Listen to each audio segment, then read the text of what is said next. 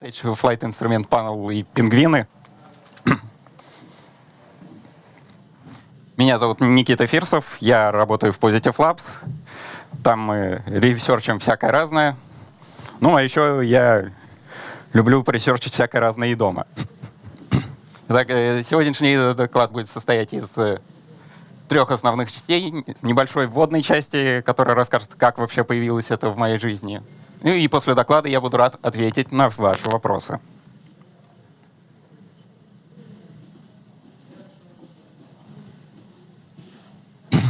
Итак, часто оказывается в моей жизни так, что не я ищу реверс, а реверс ищет меня. Вообще, иногда бывает, что ты не собираешься ничего реверсить, просто живешь своей жизнью, там, собираешься поиграть, отдохнуть. И тут возникает желание чуть-чуть добавить функционал, исправить, или вообще что-то не работает. Все началось с того, что вообще в свободное время я люблю летать в авиасимуляторе.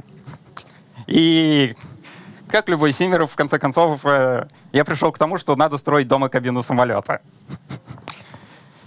И однажды на день рождения коллеги мне подарили такой замечательный прибор, как Logitech Flight Instrument Panel. Вот он на картинке справа от вас получается. Вот он вживую здесь на тумбе стоит, если кому интересно. Вот. Вообще замечательный прибор, позволяет вывести практически любой прибор из кабины самолета на экранчик, покрутить крутилки, кнопочки понажимать, поуправлять.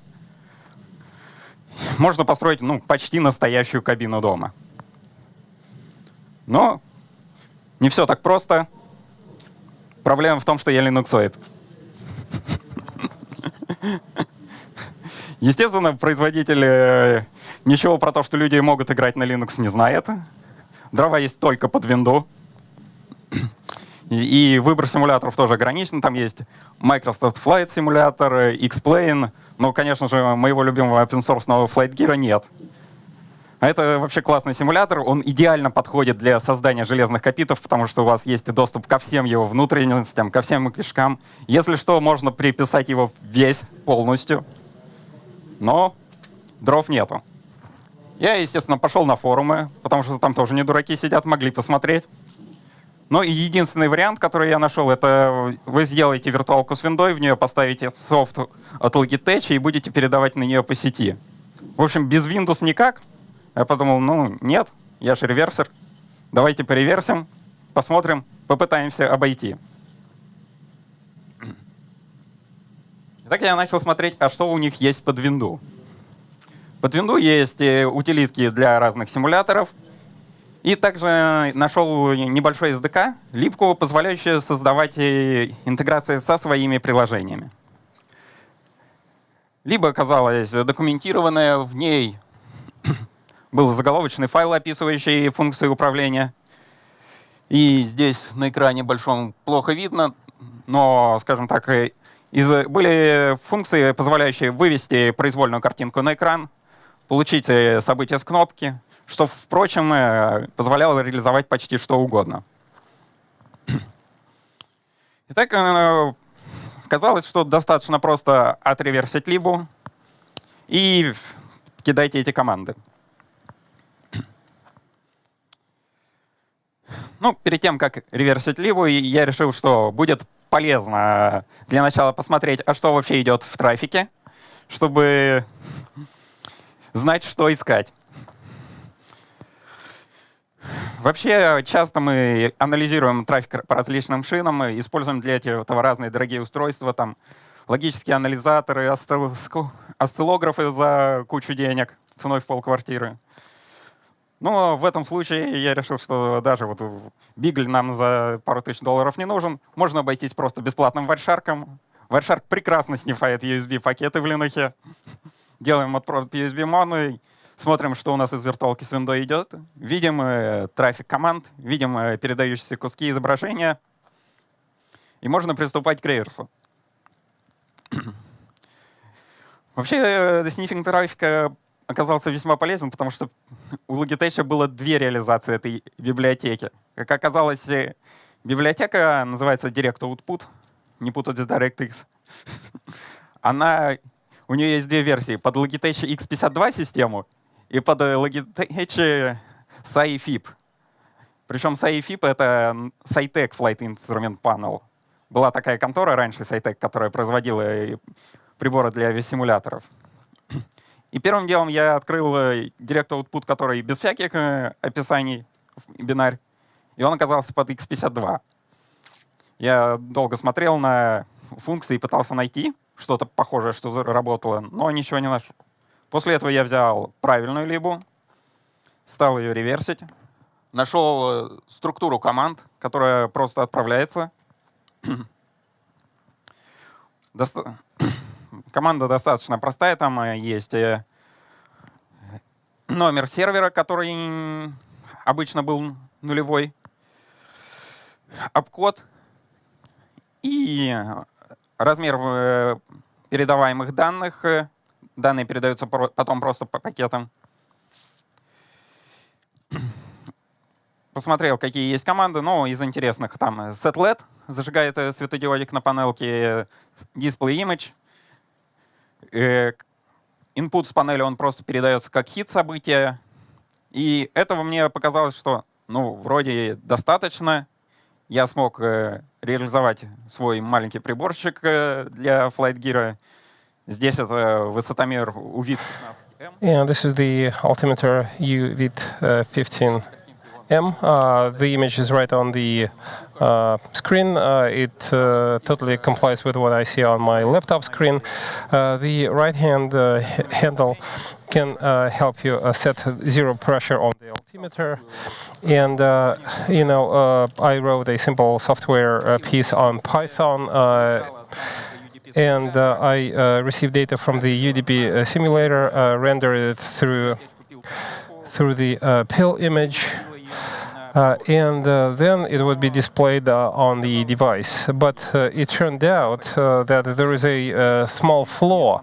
The USB 2.0 throughput was only enough for 15 to 16 FPS. And it might have been enough, but you always want more. And if you take a look at the list of functions in LEAP, you can preload the image and then generate it from the memory, and that gets you 60 FPS. But the memory of the panel itself is not that large to download all the errors and so on and so forth. The Start server was another interesting program, but I did not see a single app that would use it, and I didn't know how to use it. So, but I was a hardware reverse engineer, so I decided to dismantle the panel. So I dismantled the panel, got the microchip out, and I saw that it was quite simple. We have the AMX23, which is the main CPU processing unit, and the RAM access memory chip, and there's also a fine-tuning interface. You can see it on the X-ray. It's it's named UART. So X-ray is not required. You can use the logic analyzer and see what is happening on the pins. So if you don't have an X-ray, don't worry about that. You don't have to buy it.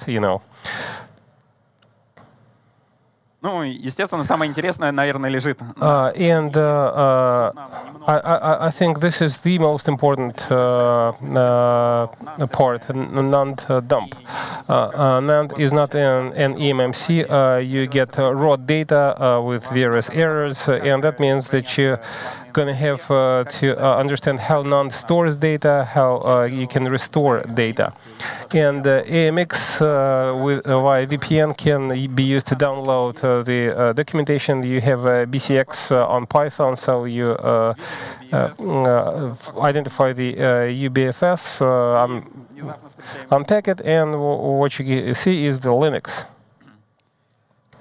And by the way, you might have noticed that on the screenshot, you can see that it's the Mad Catz Linux.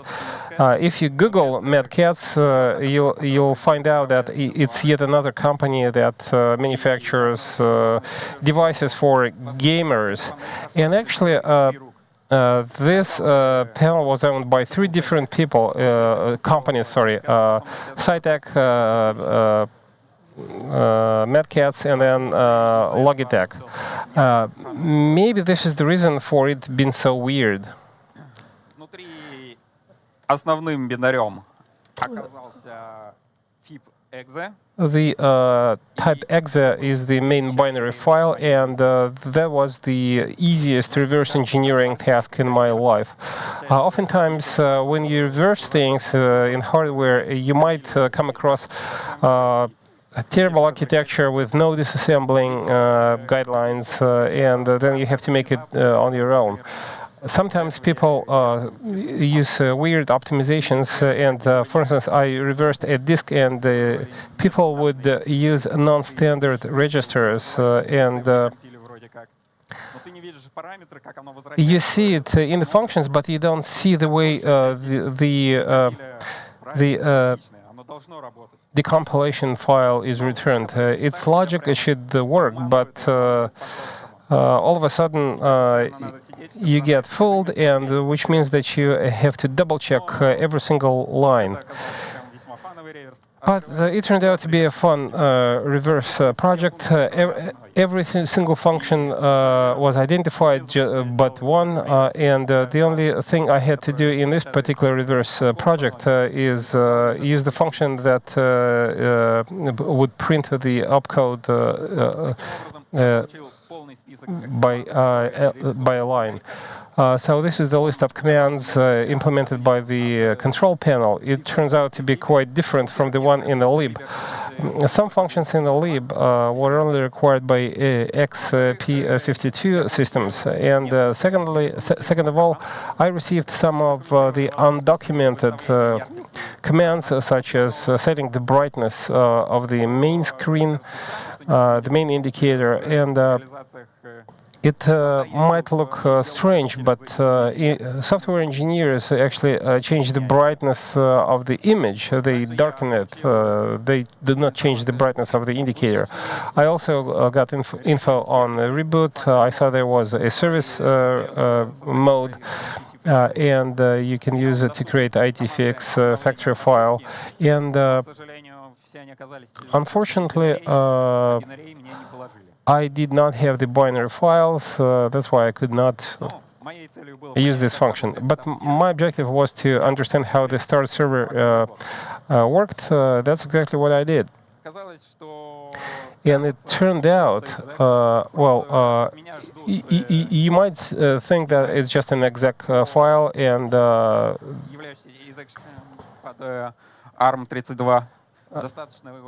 for our ARM32, I just integrated, and this is the debugging log shown on the screen. Nothing actually works, as you can see. So I started looking into the problem. I made sure that the resolution was proper, everything was fine, and I found that the binary is in the /temp, and it is assembled with the non-exec flag. That's why I did not see any software for the start server. This command is documented, but it does not actually work. Non-exec is etc. Non-exec can easily be removed from the etc start, and after that I could use my own binary files. Well, all I had to do was write my own server code.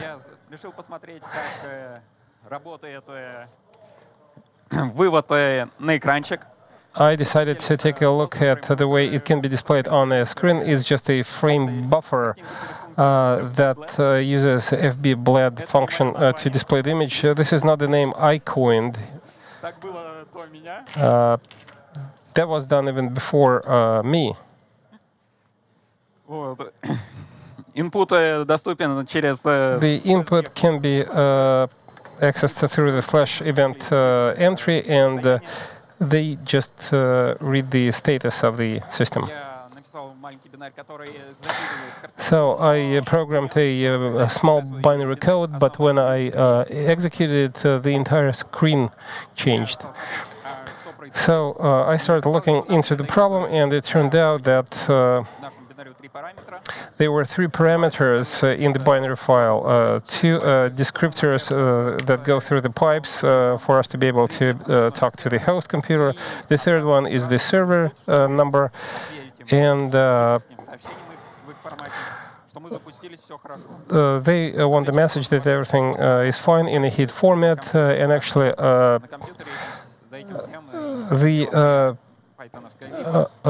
the PC tracked that with the help of the Python code that I programmed.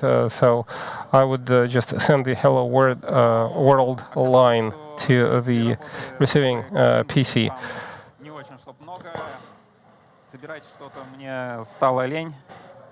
I was too lazy to assemble an OpenCV or do some cross compilation, so I decided that I would program another awesome demo file. So actually, I can show two demos to you. The first one is the snake that uses the very same indicator, and you can use encode to turn it around. The live game can be rendered, which actually means that you can render it with a good FPS, and it's faster than going through the frame buffer. So the first thing that we need to do is initialize it through the FIP init. Unfortunately, the screen is slightly different. If you're interested in learning more details, please get in touch with me after my speech. So I send the binary file. It generates a random image. The set image can be used to upload your own image. Then you start. This is the start button and the pause button that you can use. So basically, this is the way to run it. And there is an image with a penguin. As you might have noticed, I decided to patch the auto load so that you would see that it's Linux, and the default image changed from the black screen to the penguin image. And now I'll be happy to take questions, if any. If you want to play the game, you're more than welcome to do that. But please use the mic. Исправлением команды с бинарями, короче, no exec flag. How did you patch the command flag with the binary files? Well, the update function in the user firmware is non-existent, and they will never deploy it because I don't think they care. It's just $180 expensive. I don't think they care much about that. You're gonna have to make deal with what they provide you with. Thank you so much for your attention. Thank you for coming.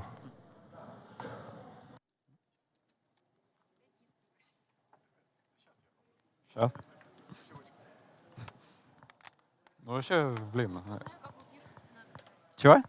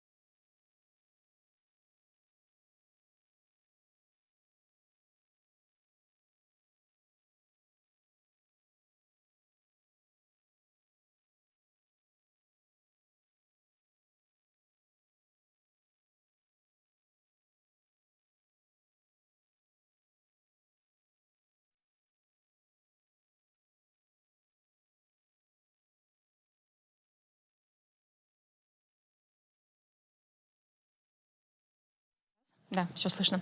Привет. Сегодня мы Good поговорим morning. о Well, we're going to be talking about the black box attacks, protection against them, and we will be discussing the banking hardware security and the trends that we've seen in the past few years. My name is Natalia, and for quite a number of years I've been a reverse engineer with Positive Technologies. First I was responsible for the SCADA security. Now I'm a senior app security analyst. I'm still working with hardware, software, and all the auxiliary systems. Well, I was bold enough to steal a slide from one of the speakers that took the floor last year. It's not been passive-aggressive. Back then they discussed the specifics of talking to the banking hardware vendors. Jumping ahead, I want to say that the software developed, hacked, results in huge reputational risks because no one is going to buy your hardware. Therefore, vendors are not really interested in any public activities, especially when they have to talk about the bugs identified. No, well, it's not surprising, I guess. So we agreed that the cases that I'm going to be discussing with you are going to be anonymized because we don't want to offend anyone.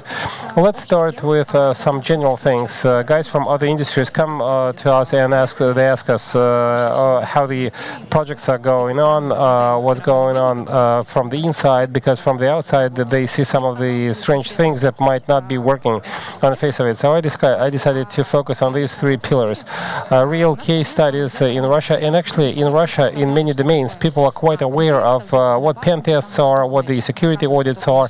Oftentimes they order services like that and they order a bundle, which means that it requires a teamwork of experts coming from different walks of life. People are interested not just in scanning for bugs, giving them a report and then leave. They are interested in the specific outcomes. And banking officials want us to do this within the time allocated because we're paid by the hour, so they assist us in any possible way.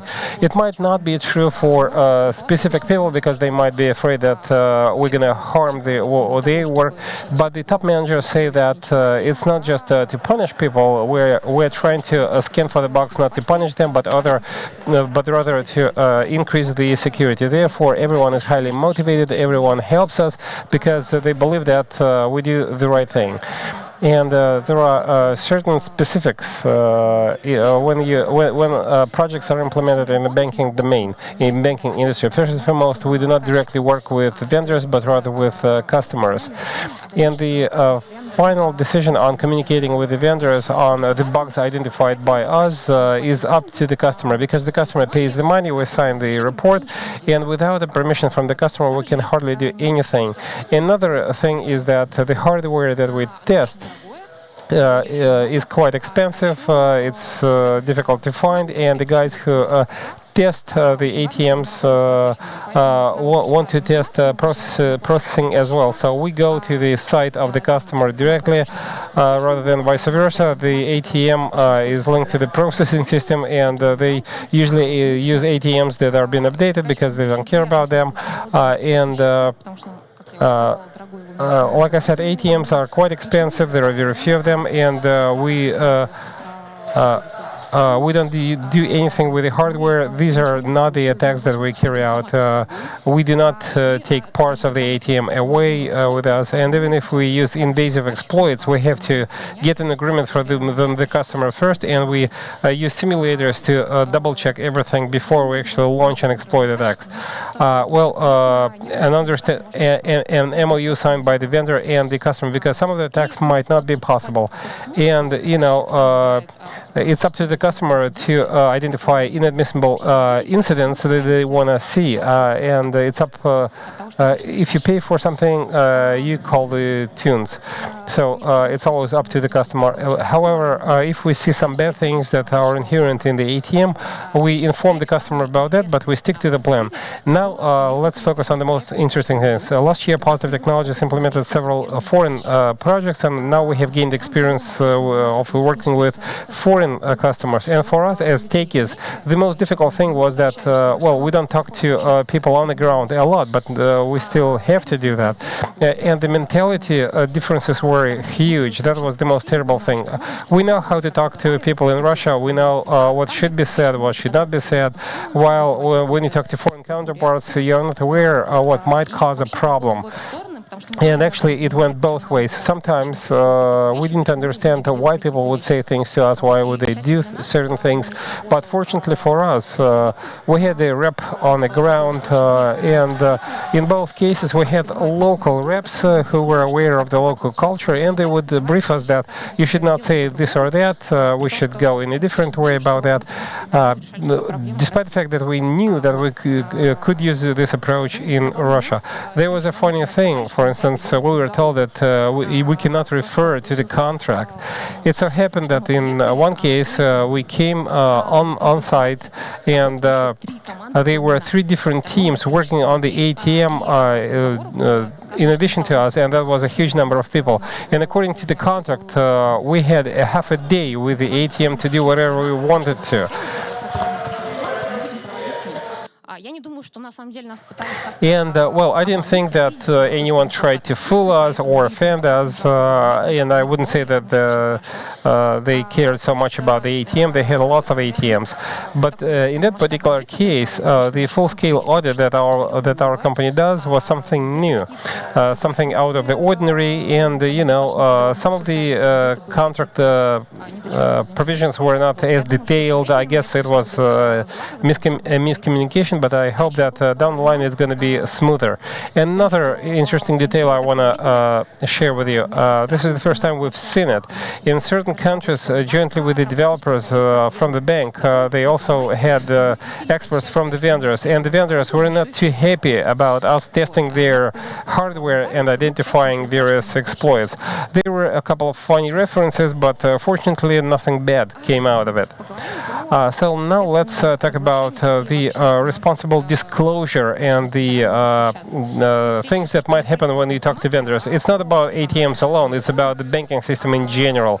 So everyone knows what might be a problem. You know, you get guidelines from Microsoft every single week. Nobody is offended about that. By that, researchers know how to work. They report bugs. They are rectified, and so on and so forth.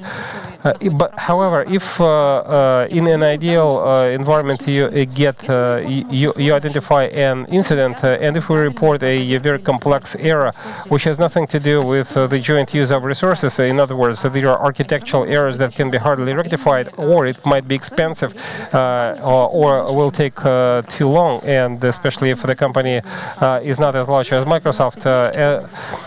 If we use 90 days and the full disclosure as Google does, it might be a total disaster.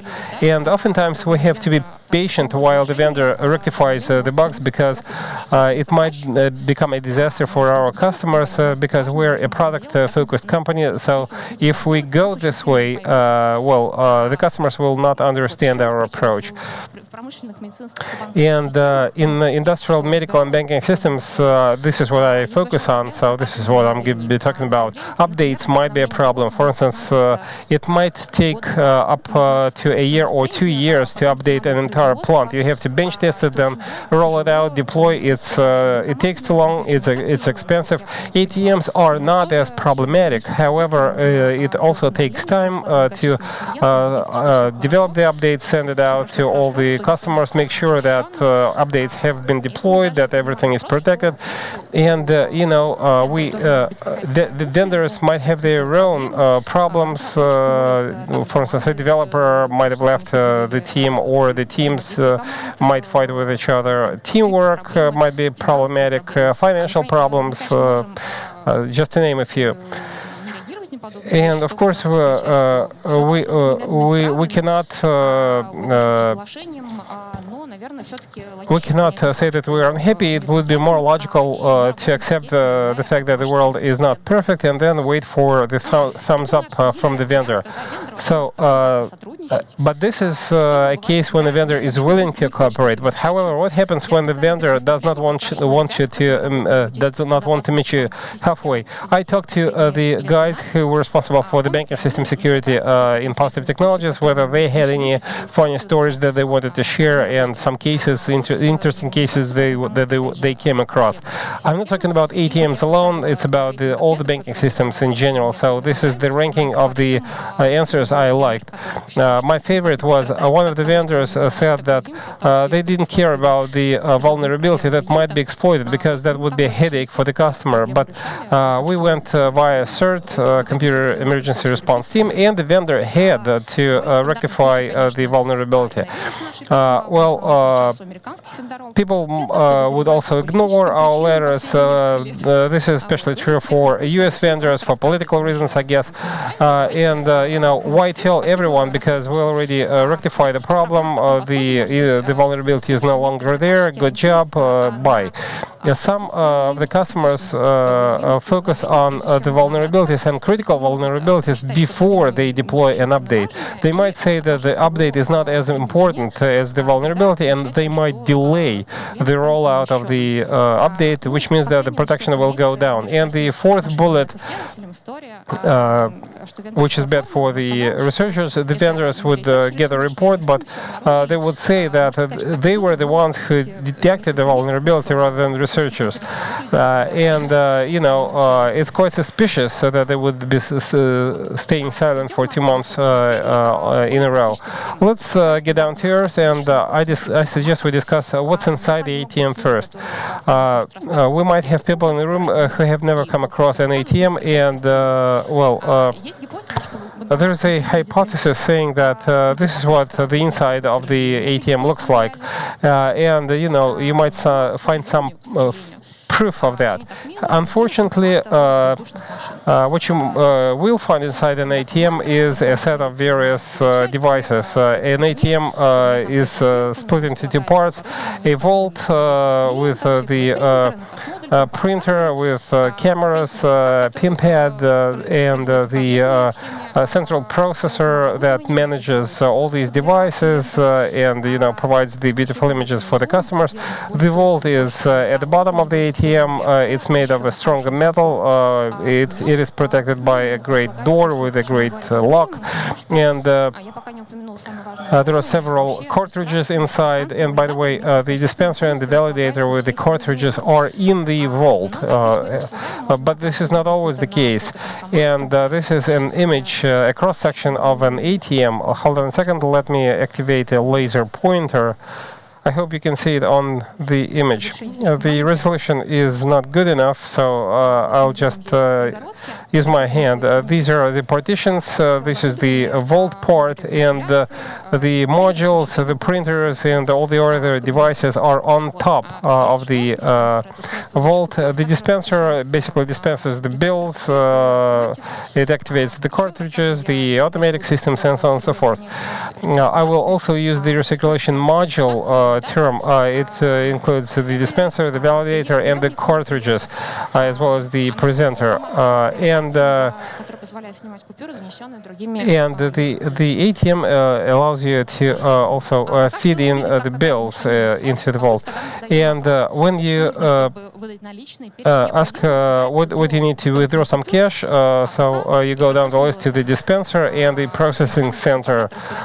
We don't need every single detail about the ATM to discharge the task. And this article from our company answers the very popular question. A bank has multiple ATMs, but on top of the ATM, they have their own interface. Does that mean that they program every single one of them. Actually, there is MSXFX, which is a library. It's an intermediary between the software by the vendor and the bank. I think you will see it better on the other screen. So it's an Express Manager, if I'm not mistaken. That's the title used on the screen. So the vendor has an intermediate layer between the hardware and while the bank in its turn uses the products of our company to develop their own ATMs, and they tailor-make this part of the ATM. The software gets in touch with the vendor's software through the standardized API. Now let's talk about the way such systems can be attacked. The classification has been covered several times, so I'm just going to repeat this diagram. I didn't see any standard one online.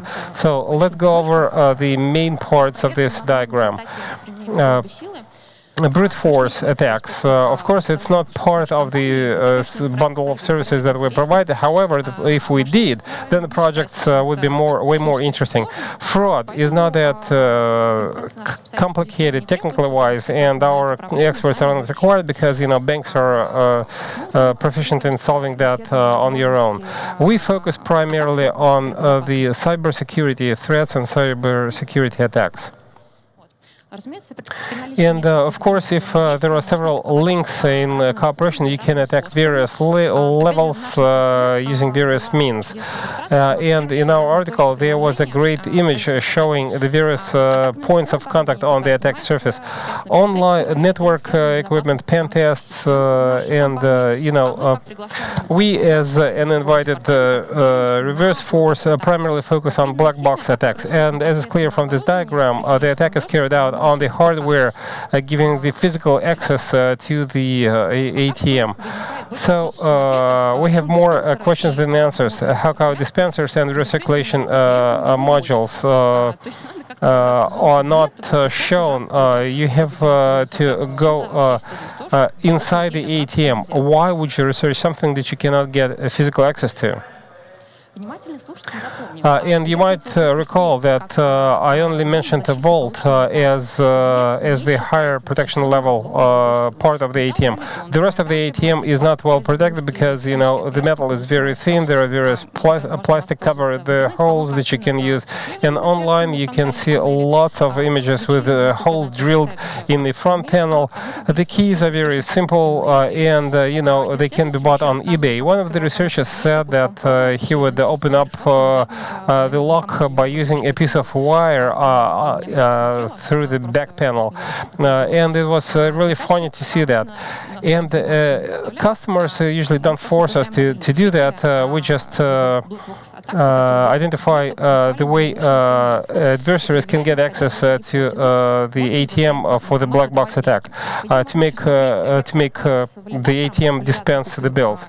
And validators can be attacked, but our projects are really short in time, and we only focus on the priority points of attack, which is the dispenser. We go to the device level, so firewalls, antiviral software do not help at this hardware level. They are not effective. Well, I talked about the access to the cabinet. You can use cables and hubs to launch your black box attacks. ATMs are about the convenience of getting a service because many people withdraw money from the ATMs. So our main task is to identify vulnerabilities at the hardware level. Oftentimes, it makes more sense not to go through the firmware, but rather through the software of the vendor. You can use logs or characters to launch an attack. For instance, Там передается просто какая-то подкожная строчка, и ничего vendor just provides you a hardware or coded line, and this is it. However, to detect the vulnerabilities, we need to launch a full-scale pen test. It could be part of the file system. The vendor has to update the software modules for the ATM. Social engineering might be a way. For instance, ask the software engineer what's inside. You can go to the forums, Black Hat forums, and memory sticks were bought on Alibaba to get access to the ATMs. So, as for the vulnerabilities that can be found in the dispensers and recyclers firmware, frankly speaking, basically they're the same as for other pieces of hardware. For instance, binary vulnerabilities, Stack Overflow vulnerabilities. And I don't think I'm going to share anything new with you if I talk about binary vulnerabilities. So I'll focus on other scenarios. For instance, encryption, but the implementation might be bad. Logical vulnerabilities are often the problem. And the functionality becomes available while it shouldn't. It might not be interesting for the reverse engineer, but they are more elegant and they don't cause as much damage as binary vulnerabilities, which is good, especially given the fact that we work for customers who don't want us to switch their ATMs off. How do we protect the devices? The level of protection is increasing as the time goes. About 8 years ago, I would focus on a communication protocol of a dispenser. Everything was quite simple. All you needed to do was send a code with a signature, and it also contained additional options that could be tailor-made. The control sum, and you withdraw a cache. You don't see any encryption, no signature.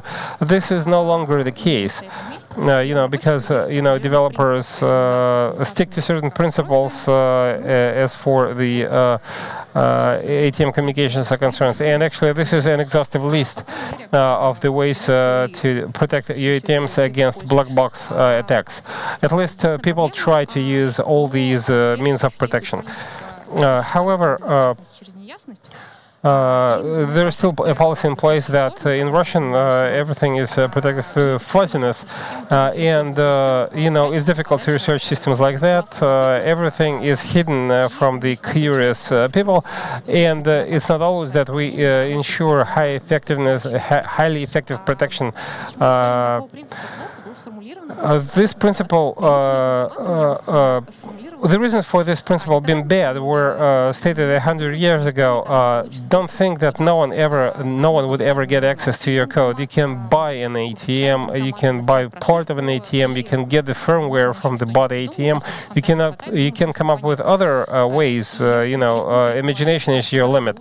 And I would say that if a potential adversary, when getting the firmware, understand that this is not a way to attack, or it's too complicated to attack, they might come up with new things. However, to ensure high protection level for the ATM, the process is slow, but the protection levels are going up, so there is still much job to be done by the researchers.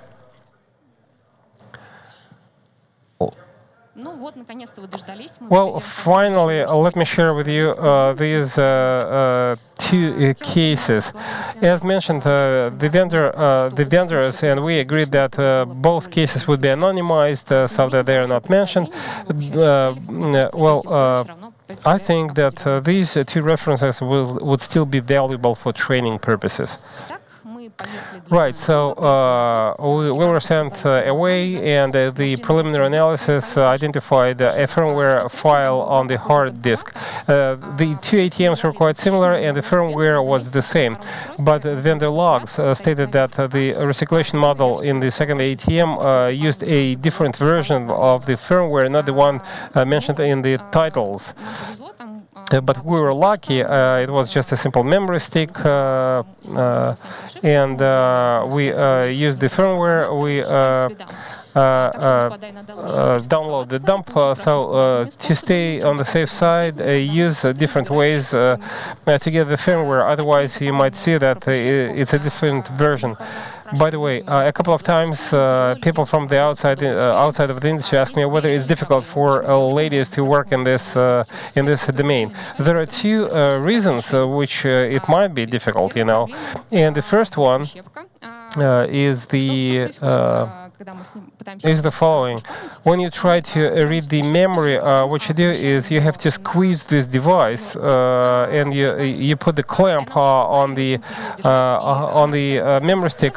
It's it's very tough, and you should use your second hand to operate the software, and it takes quite some time. So oftentimes it took us several tries.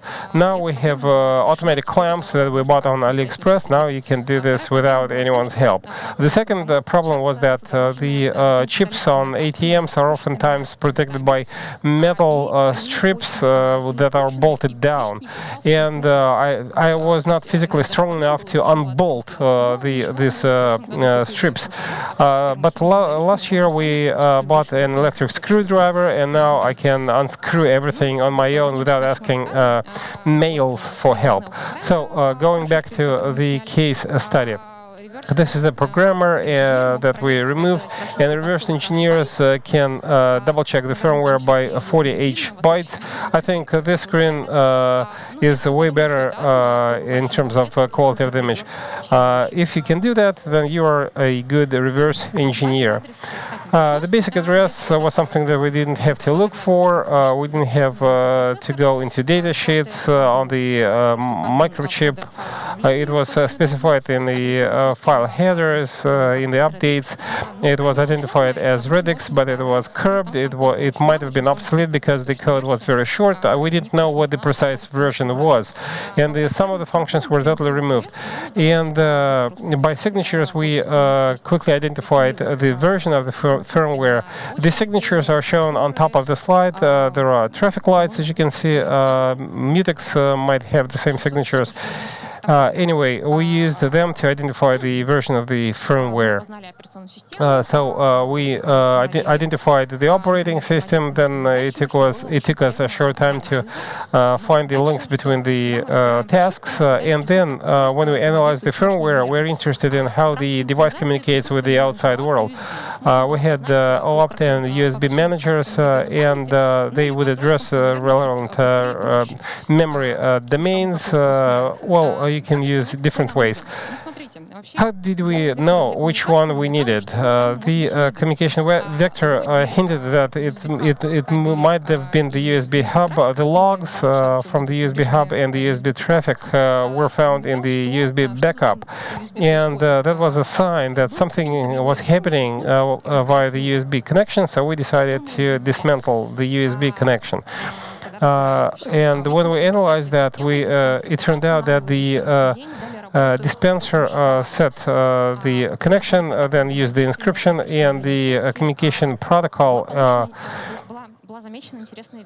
helped us identify the following interesting thing. This is just a data set that was coded, then encoded, and these are the values that we saw. And then it adds two more hardware characters for authentication that were matched by the random access memory. The recycling unit generated another value via mathematical algorithms, then codes the same line, and then the recycling unit generated the same key, the same encryption key.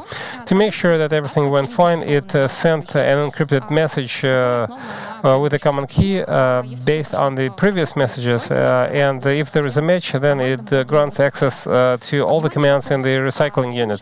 So the question is, what prevents me from doing the same thing that the computer did? You can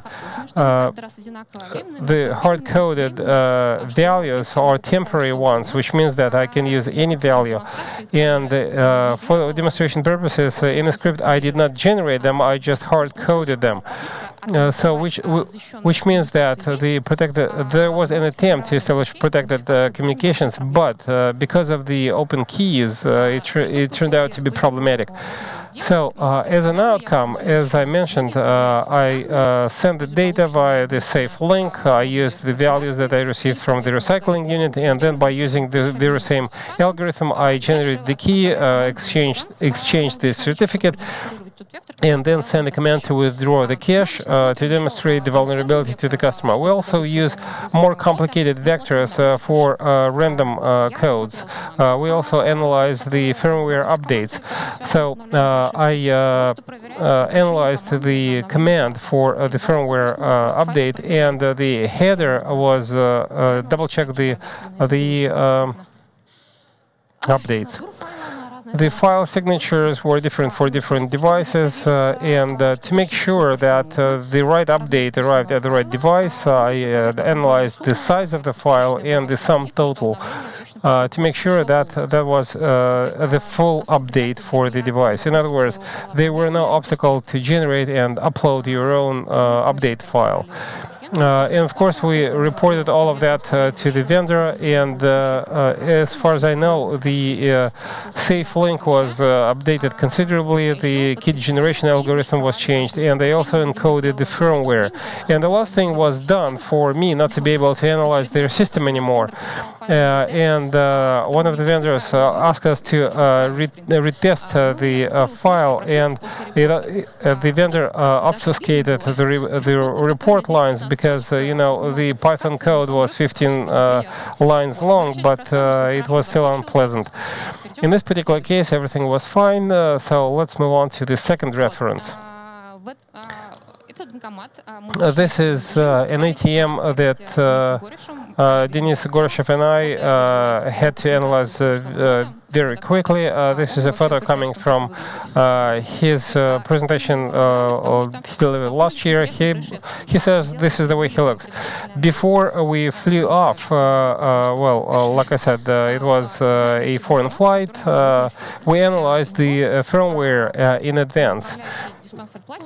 And the dispenser chip had a processor, a central processor with a very rare architecture, so we read up for that. And when we arrived on site, it turned out that after 2022, the firmware used by the ATM was based on the ARM processor, so the firmware turned out to be totally different from the one we expected, but we quickly found it in one of the file sharing systems. We came across the ATMs by this vendor quite a lot, and we knew where to look for such firmware. And Denis's updates turned out to be quite useful. He came across a vector like that, but there were no vulnerabilities in this ATM for cash withdrawal. But we had to do something, right? Because we could not disgrace the company. So we set up the communication protocol, and it turned out that for authentication purposes they used 3DES-MAC or DES-MAC, and the session key was generated by by another piece of software. And after each successful transaction, the key would be changed. The 3DES-MAC generated code, the message, the secret, and the salt. So only when the vault was opened, they would be rendered ineffective, which wouldn't make any sense for the intruders. For DES-MAC, we saw that it was not hard-coded, and by default, it used the 3DES-MAC. So our dreams did not come true. As for algorithm selection, the code showed us that the MAC mode variable had a very interesting option. You could set it to 0 and disguise the attack as a device. It was just a global value for us in that particular case. So these are the interesting facts that we learned from that particular project. The MAC authentication was not required to change the session key. The whole set of settings was changed, and the current key was obtained. When the session DESMAC key was changed, the ATM should not be in the serviceable mode. The vault should be closed. In other words, it's just it should be out of order. And the algorithm used should not be DESMAC or DESMAC with the disabled function for the device attack. Итак, следите за руками. А мы выясняем. So now follow my thought.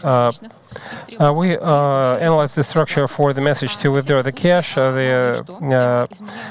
We changed the MAC mode. We set it at 2 so that the condition is met. Then we updated the session key for the MAC mode with a special command, and we send a message to generate a session key. The key itself was based on the master key on DESMAC, and then the same message would be used to well, how do I put it? To be sent to the hard-coded line. And the recycling mode double-checked the hard code with the new session key that should coincide with the new value. And that was the way to test the master key. Then we set the mode to 1. We asked for the value of the secret key and sent the cache withdrawal command, and so that was the way that we bypassed the protection system. And as far as I understand, the vendor rectified the problem, removed the vulnerability by updating the firmware. Nothing else to add. It was a success story. So as for the takeaways, the level of protection of banking system is increasing, but there is always room for improvement. Collaboration with vendors is also improving, and all the cases that I shared with you are quite old, which means that we can improve the cybersecurity of banking systems, and we as researchers will be able to research a longer list of hardware, including ATMs. And I really hope that these researches will no longer be a priority sometime down the line. And I'd like to thank Denis Gorishev and Andrei Sevastianov, who were my co-workers as part of all the projects. They were a great team. I'd like to thank Diana Dorahmanova, Yaroslav Golovanov, and Alina Klinchikova, because but for their legal expertise, this presentation would not be possible. I'd like to thank the app analysis department and the banking system security research department, because they always assisted us whenever we asked them. Thank you, guys. And I would also like to thank the guys for setting up their own independent technical track, which is a great thing for our ever-changing world. I'd like to thank you for your attention.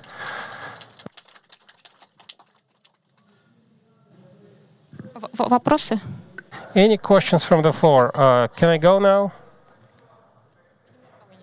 I don't see any hands raised. I guess we don't have any questions. Once again, thank you so much.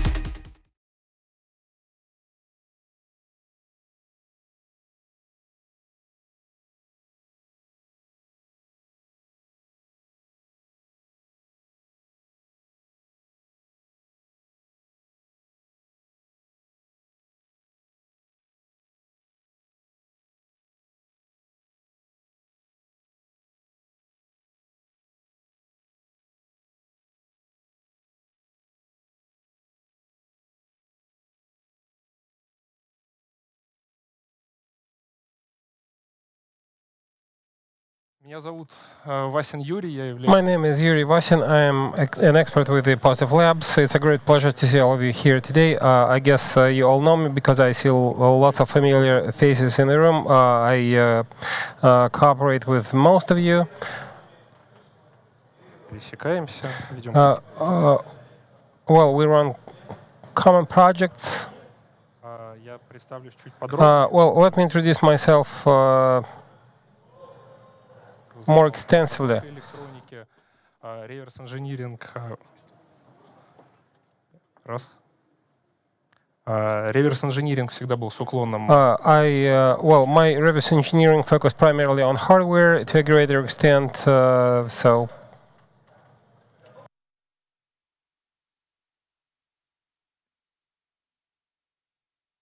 разных профиля, вот как у предыдущего спикера, это эксперт. Well, just like the previous speaker who focused on ATMs, I have not reversed the same devices twice, and you know, I even have a metal processing device at home.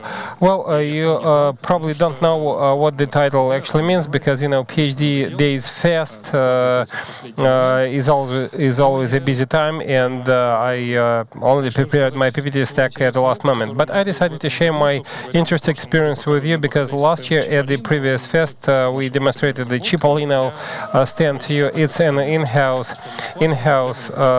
microcontroller to manipulate the power attacks. We use various interfaces to launch power attacks. However, it so happened, but this is one of our lines of activities, and simultaneously we research various microcontrollers and microprocessors. So we decided that all the STM32s available out there in the market could be pen tested.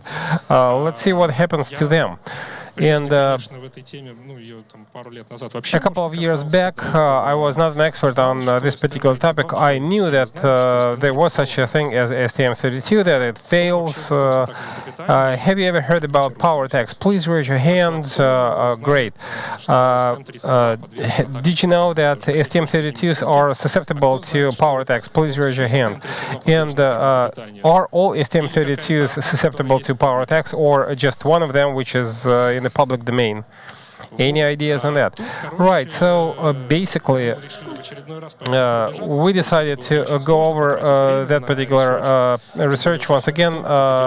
Everything was ready, and all we needed was just various chips for the microcontrollers. And the first two rows, as I can see, are aware of what I'm talking about, while the rest of you are not. So let me give you some background information.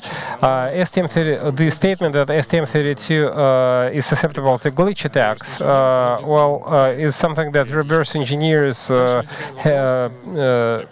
share a view on. I will brief you on why they glitch and what particular forms of STMs. A glitch means susceptibility to power attacks, which means that you can render a microcontroller out of order if you use a power attacks. For instance, in STM32 you can affect both the hardware, for instance, when you attack at the level of RDP2. And this statement is quite debatable among more advanced users. You might say that this is not a hardware initiator because it's the root of the microchip which is attacked rather than the microcontroller itself. We can discuss it offline. The RDP2 in STM is the highest level of protection. You shut down the SVD access. You cannot debug the process. You cannot do anything if it's attacked. The second most popular level for attack is RDP1. When there is no access to the flash memory, you can do anything with the microcontroller microchip, you can erase it, you can read the random access memory on, but you will not be able to read the flash memory. And for a couple of years, we've been extracting the firmware, and RDP2 for some reason is a very seldom attack level to be attacked. RDP1 is more popular, and RDP1 is more complex in terms of power attacks. RDP2 is just one glitch when the processor starts up, and after that the SVD is activated, and then you try to attack the microcontroller at the RDP1 level. And that means not only do you need to switch on the processing unit, talk to it. We're talking about a firmware of 100 bytes, which means that you would need a brand new glitch for every single part. So it's that means that you need to come up with a new glitch for every 100 bytes. It takes too long, and when you glitch a microcontroller, you cannot actually control the way the microchip is going to behave. All you can do is hope, and that means that you might erase the microchip because in the bootloader it has handlers and command processors, and you can erase the entire chip by chance.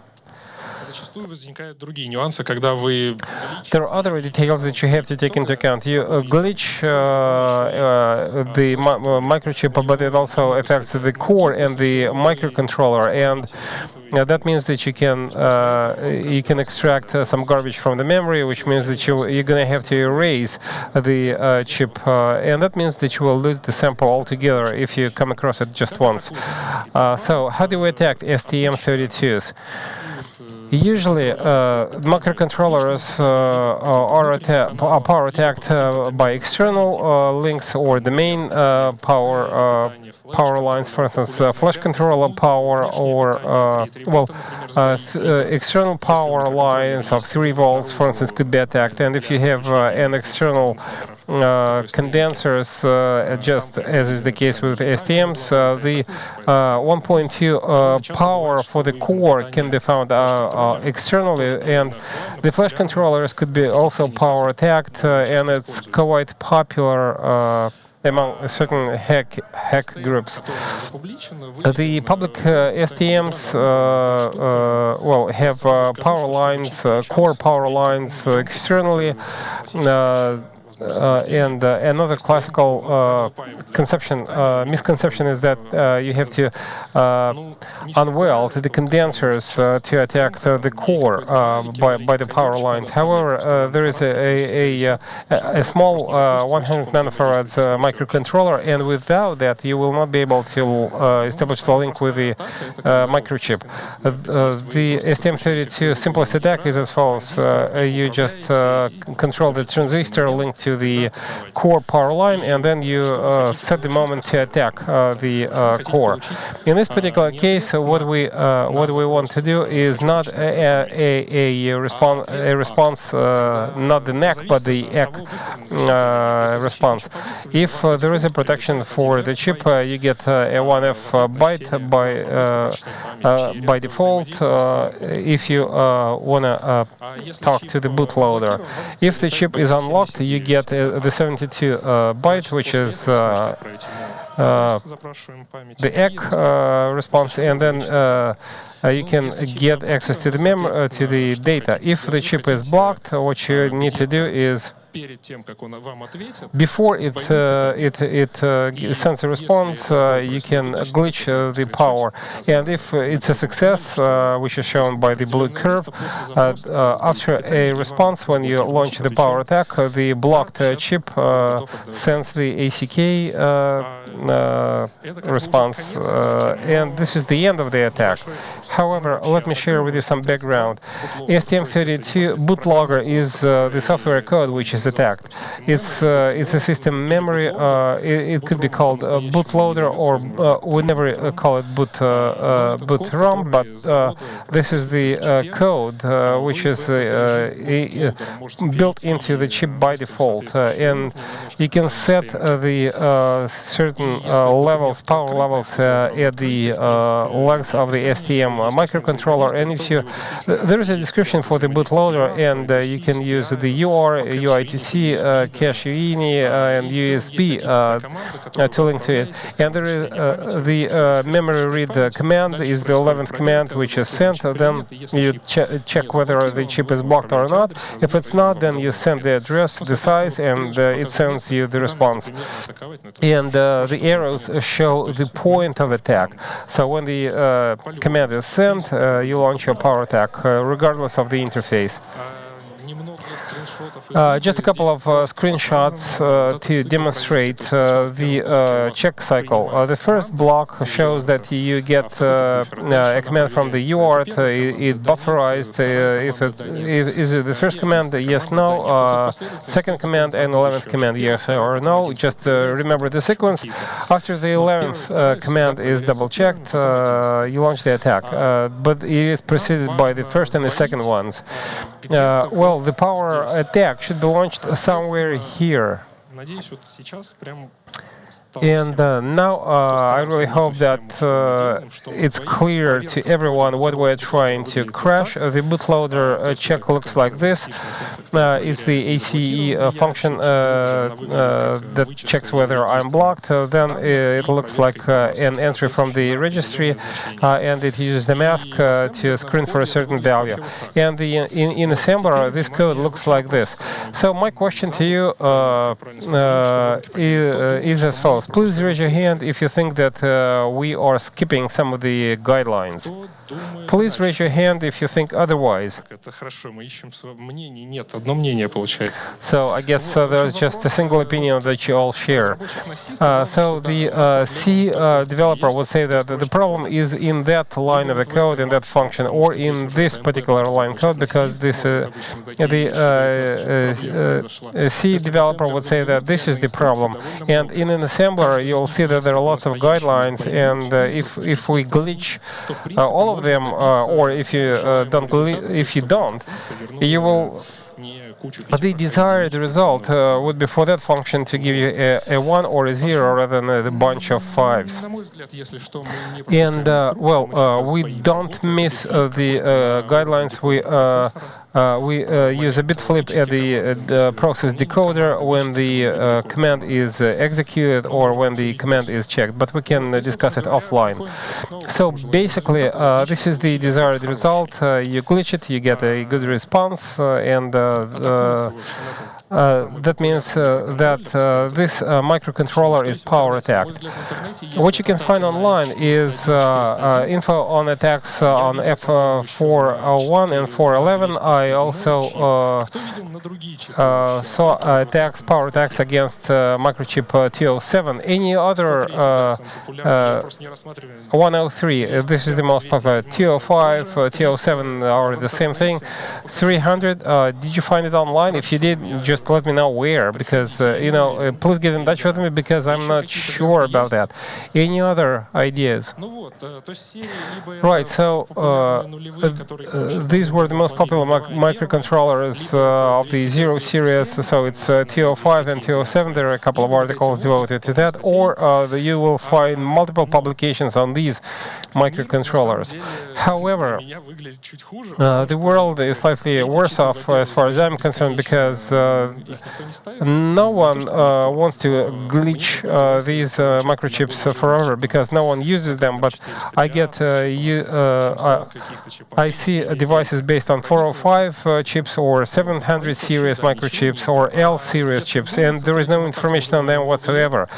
These power attacks have existed for many years. The same holds true for these chips, and there are STM security, high security or encrypted boot chips. There are secure bootloaders built into these microchips, and well, I have no idea about the security features in STM microcontrollers, so it came as a surprise to me that they now have security примерно одинаково гличится. Security boots, but this is their documentation. These are different series of STM microchips, and well, I already asked you this question, but I guess there are just 3 researchers, but there are way more series of microchips. Все STM-ки что-то смотреть. У меня коллекция бутлоудеров своей. I have my own collection of bootloaders of all the STMs that I got my hands on. So I analyzed all the diagrams, and the very first thing that you see when you get a high series microchip, you see that there are 2 cores. Which one do you need to glitch? Do you need to disconnect them first? It's food for thought. Why did I decide to focus on that? I took a look at the bootloader of the 407 chip, and there are 2 stage check. And then 2 weeks later, I told Alexei that there was just 1 check, and then it turned out that we had different versions of firmware and different bootloaders. So if you read through the docs first, you'll see that these are 2 different versions of bootloaders. So these are all the different versions of STMs, and each one of them has 1 to 4 different bootloaders. So it was a 407 series. One of them was glitched, while the other one had a 2-stage check. You might say you can use a 2-glitch attack. Why not? But in the 407 series, the test was way more complex. It's not just matching the flash memory reads. So in this particular case, it's way more complicated to glitch this particular microcontroller. And then it turned out, after a further analysis, that there were 4 internal checks, and 2 glitches were no longer enough. So this is the 2-stage check in the assembler. The first one is carried out when the command is just received, and the second one is done when the command is being executed. As for different boot ROMs, I already mentioned that in certain checks were simple, certain checks were looked like this, and in a nutshell, this is it.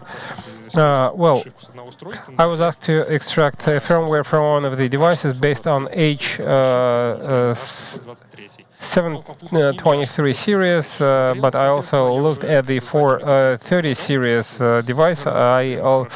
I had an idea of the STM market by then, and I read the boot ROM. I saw that there were 2 different checks at the beginning and at the end, when the command is received and when it's executed, and quite some time passes between the 2.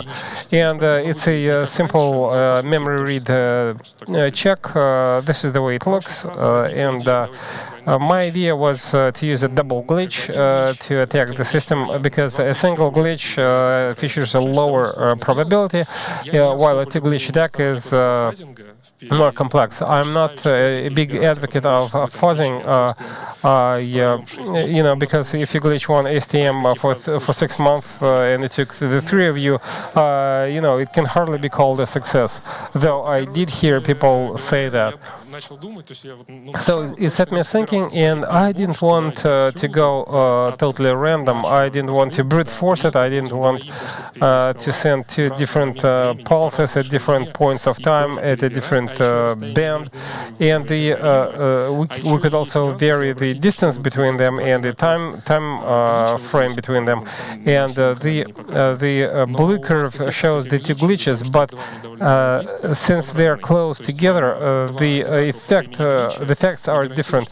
The 2 glitchers do not mean that you will go through the 2 tests, because the power trough is smaller in the second case, because the power has no time to be restored if the 2 glitches are too close to each other. I see many familiar faces in the room. Any ideas on how to speed up this process? Well, as far as I understand, there is a function that could be used twice, right? So you just execute. No, these are two different functions, but they're in the same one if. So can you glitch the final test? You will never reach it because you have to bypass the first one first. You have to. How do we speed up? I'm not talking about glitching the processes. How do we make sure that we don't brute force all of that? That's a good option, and that was the first thing that I told my students. Read the guidelines. Identify an approximate time frame, but there is a small detail that you have to take into account. We could identify the time frame between the first check and the second check. We could calculate the frequency, and we could calculate an approximate window between the two. However, this STM microchip did not have the normal SPI, and we had to use the OR. And the hardware engine is asynchronous in its interface. Therefore, the time frame of the processing is not always the same. Sometimes you get a response from the 12 microseconds, and sometimes in 10 microseconds. So the question is, how do you calculate the time from the moment you send the request until the time of attack? Because it's not just about code anymore; it's also about hardware. But read the manual. RTFM is a good option. Any other ideas? Any other ideas of what to do to speed up the glitching process?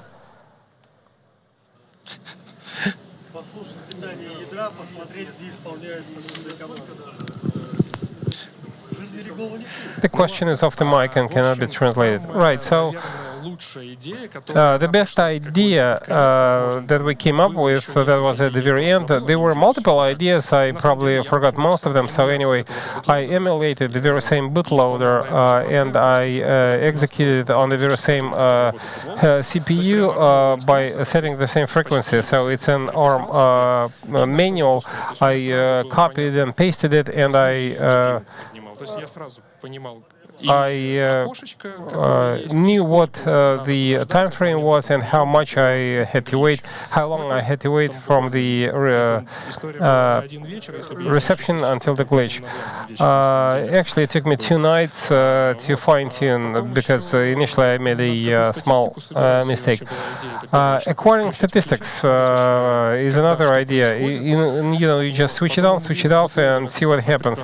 Emulating a bootloader is not a good idea. Read the manuals. And another idea that we did not initially come up with, but it was a great one, we came up with it during the research. Don't try to glitch commands with 2 checks, but rather glitch the first or the second command, and it will help you. It will help you skip just the first check. So I started glitching the microchip, but then I saw some data coming in. It was not a response to the read only request.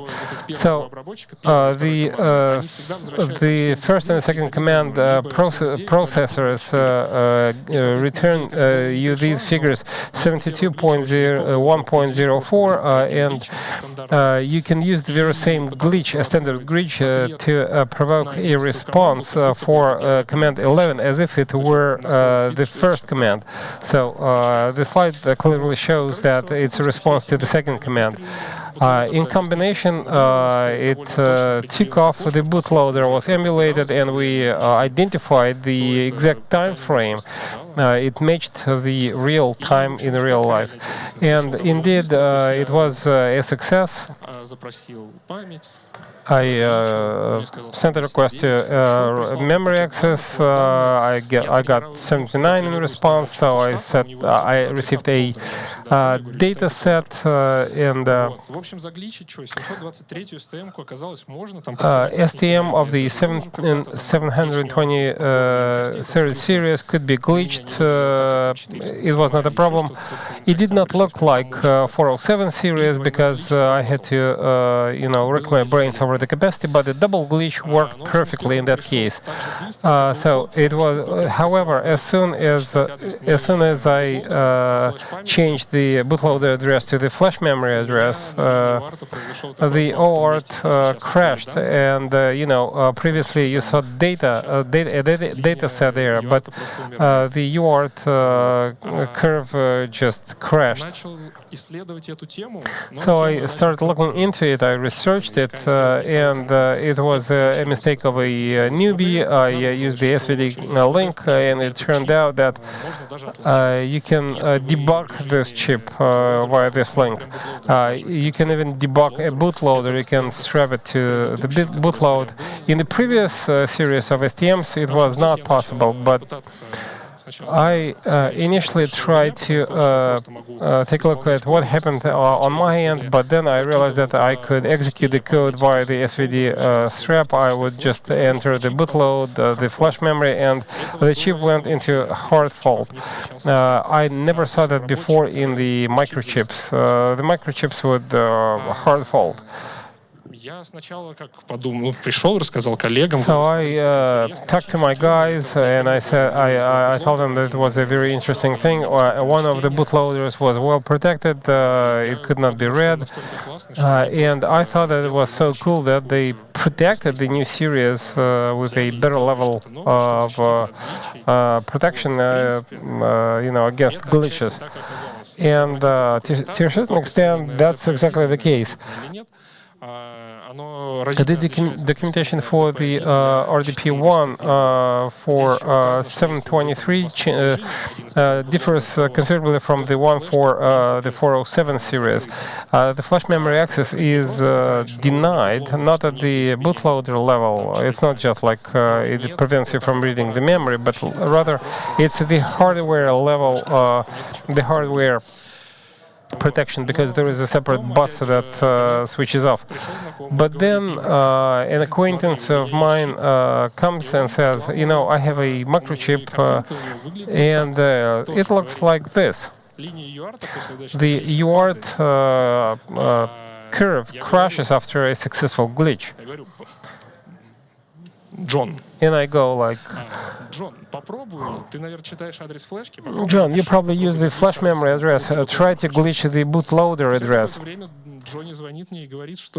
Sometime later, he phones me, and it was a successful attempt. And I started comparing his microchip. It was also an STM microchip, but not of the H series or the 700 series. And I realized that the protection shown here is not protection per se, because the microchip shown here was manufactured in 2015 or 2020, and the one Johnny tried to glitch was manufactured back in 2013 or 2015, so it's an old one. And 401 series STMs are even older than the one that Johnny tried to glitch. Actually, so there are two branches of bootloaders. The first category can be debugged, but it's not the case for the flash memory, which is quite logical. While other STMs cannot be debugged in the bootloader mode, because there is no debug option, and it could look in different ways. And this is the end of this part of my presentation. So the message I want to drive home is that STMs are different. Not all of them can be glitched.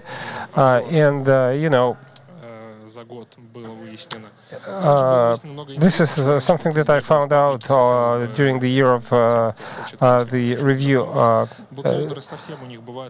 Bootloaders can also be different, so read the manual, and security checks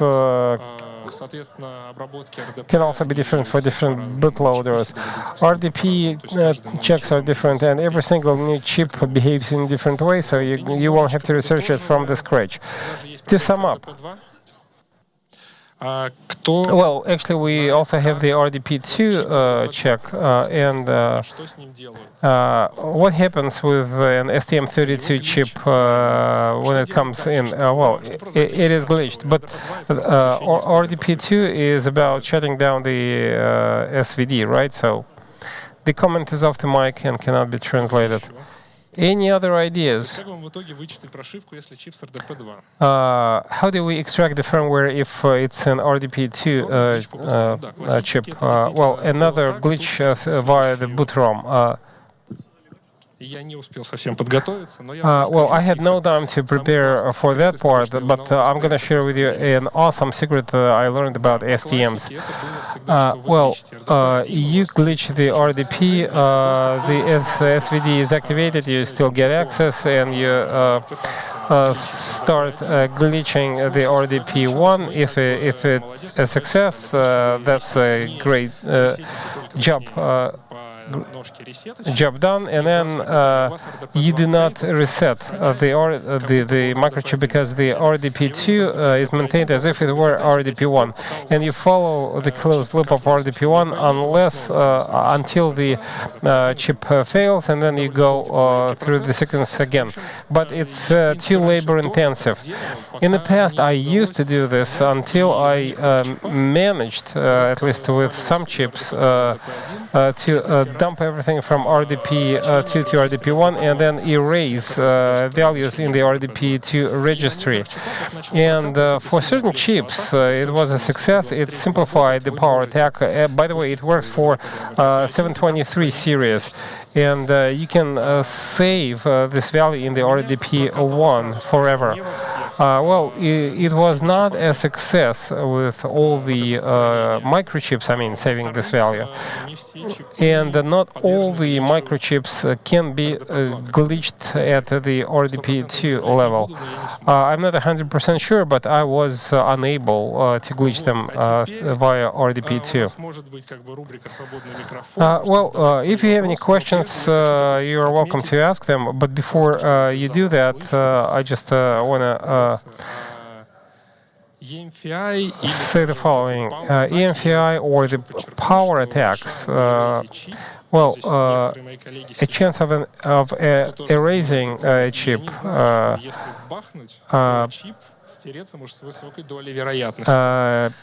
is quite high.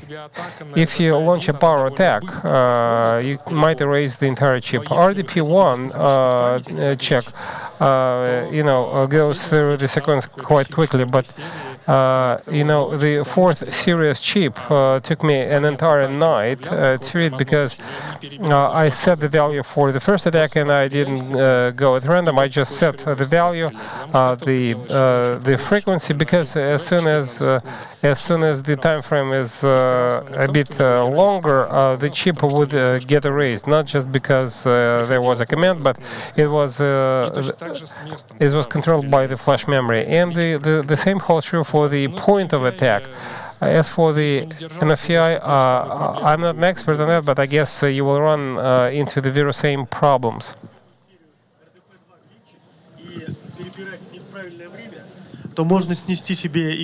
Well, you can also crash a part of the boot ROM. Are you sure about that? Are you sure that it was not the flash controller?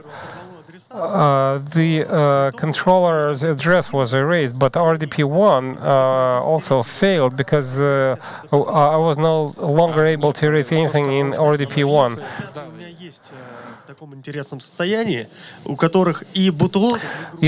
Sometimes you don't get access to bootloader, and the RDP1 and RDP2 crashed, and you cannot erase the RDP1 either.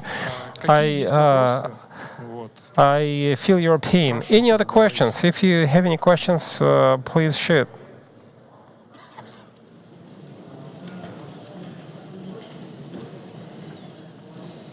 Да, добрый день. Good afternoon. Thank you so much for your presentation. I have the following question. How come you advise we glitch the read command rather than the write command that would be following the erasing command? Well, this presentation focused on the read command, but you can also glitch the write command. There are two checks in this chip, and for any chips, there is one protection system for the read and one for the write commands. Back then we didn't want to do that. I tried to glitch the write commands at the earlier versions. I did not try to do with this version. Thank you. Good afternoon, Mike. I'm not an expert on glitching, and you talked about STM chips and microcontrollers. What if we try to glitch something more complicated, something like Cortex M4 or Cortex A series? Can you use these techniques? Not only is it possible, this is what the hackers do. And I believe that the power attacks focus primarily on the boot sequence.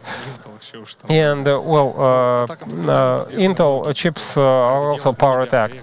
MediaTek chips are also susceptible. Qualcomm chips, Qualcomm mobile chips are also susceptible to power attacks.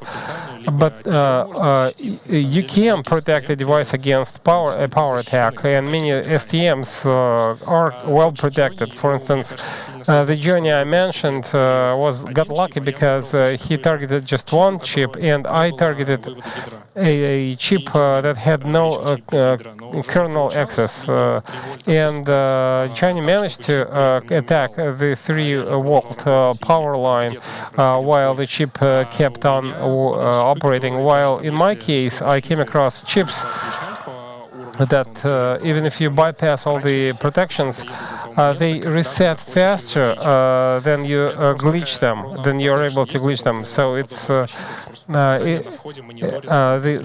power, incoming power is monitored at a chip level. If it goes down below a certain level, then it resets. You can use EFI analysis, or you can use a laser as the means of the last resort.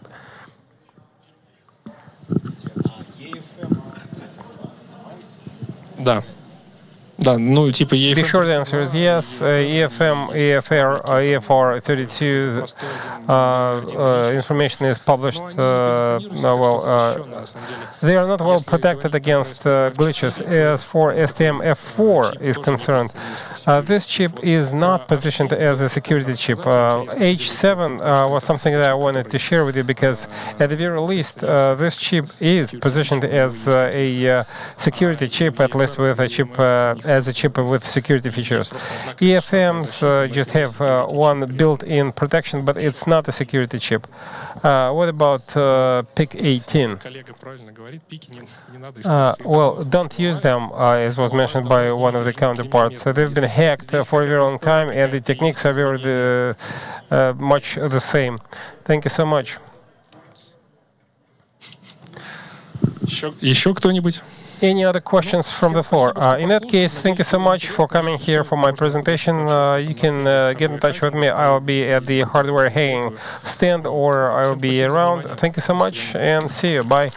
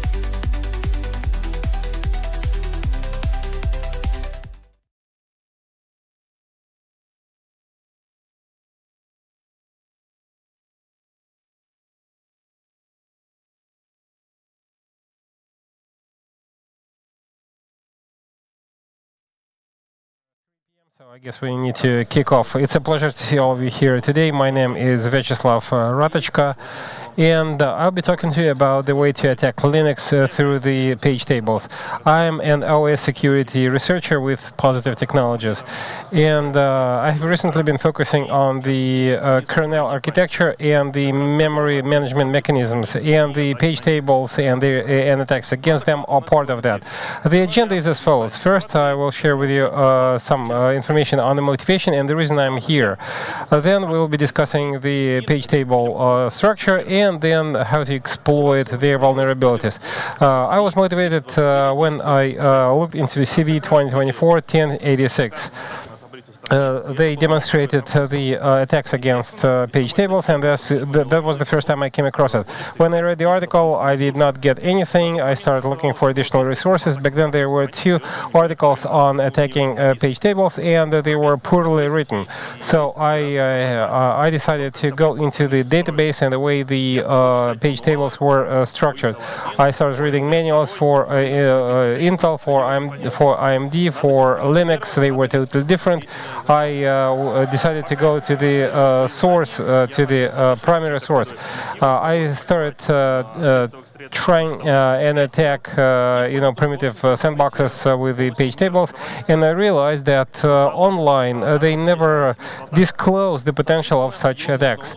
Therefore, it can be improved, and if you can, that means that I have to share information with everyone else. This is my professional approach to security. What do we mean by the page tables?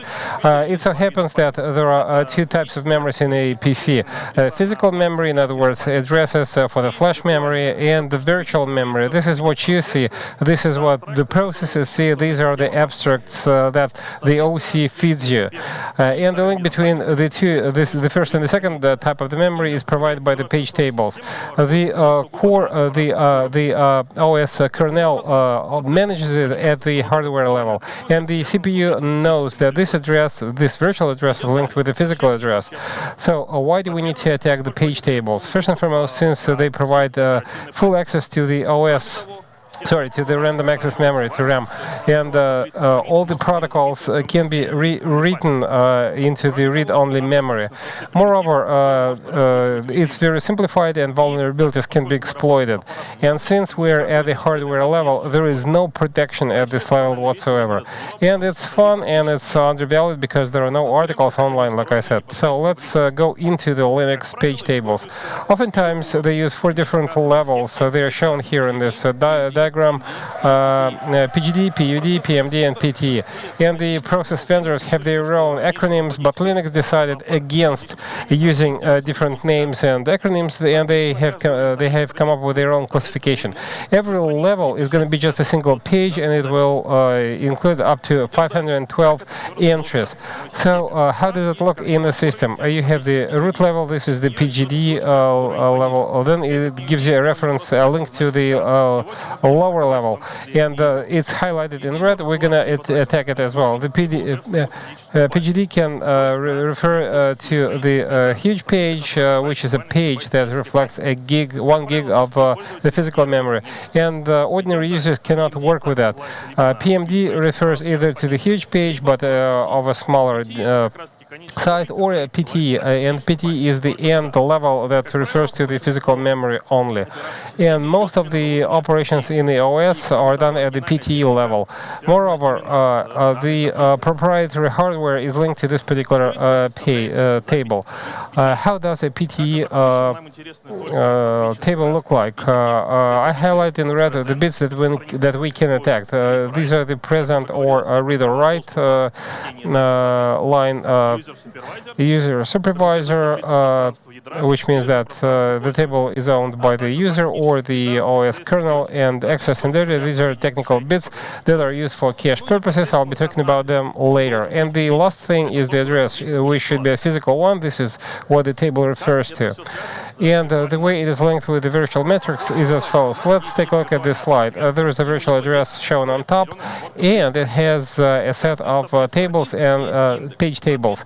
And there is an index which is responsible for an entry in the page table that links to another page table. So we go through the virtual address to the physical address, and everything is controlled by the kernel. What can we do about that?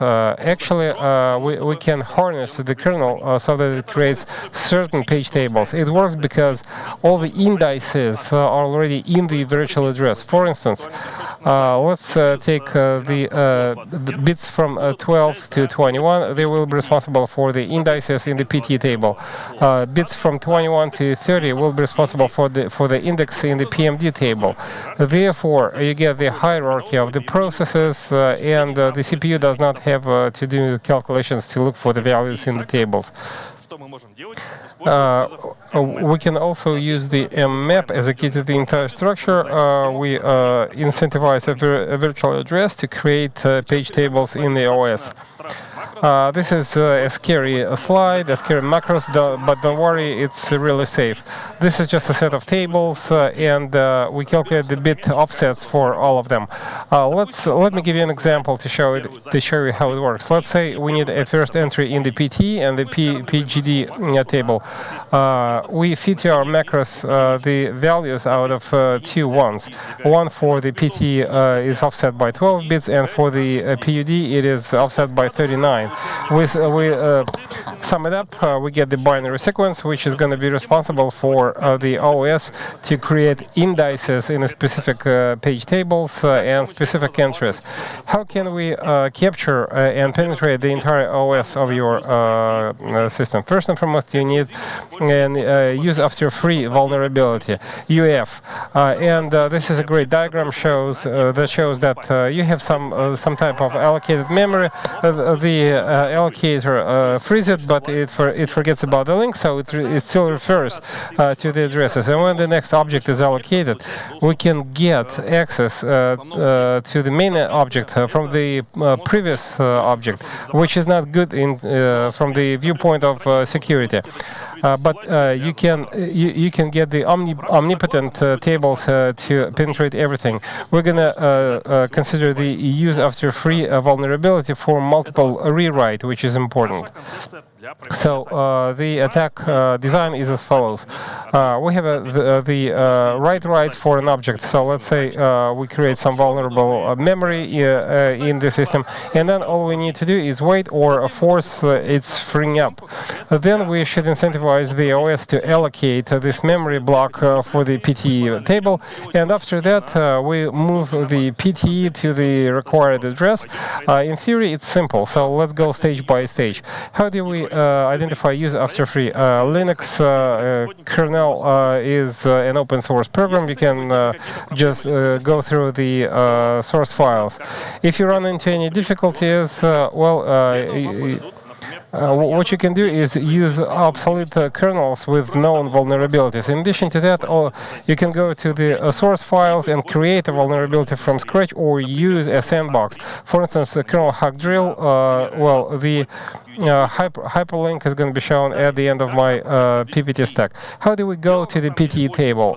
Actually, it's quite difficult to do that because it's a comprehensive system, and the memory is going to be split amid the various allocators and various blocks. In addition to that, there are lots of allocated memories, and you have to stay at the right level.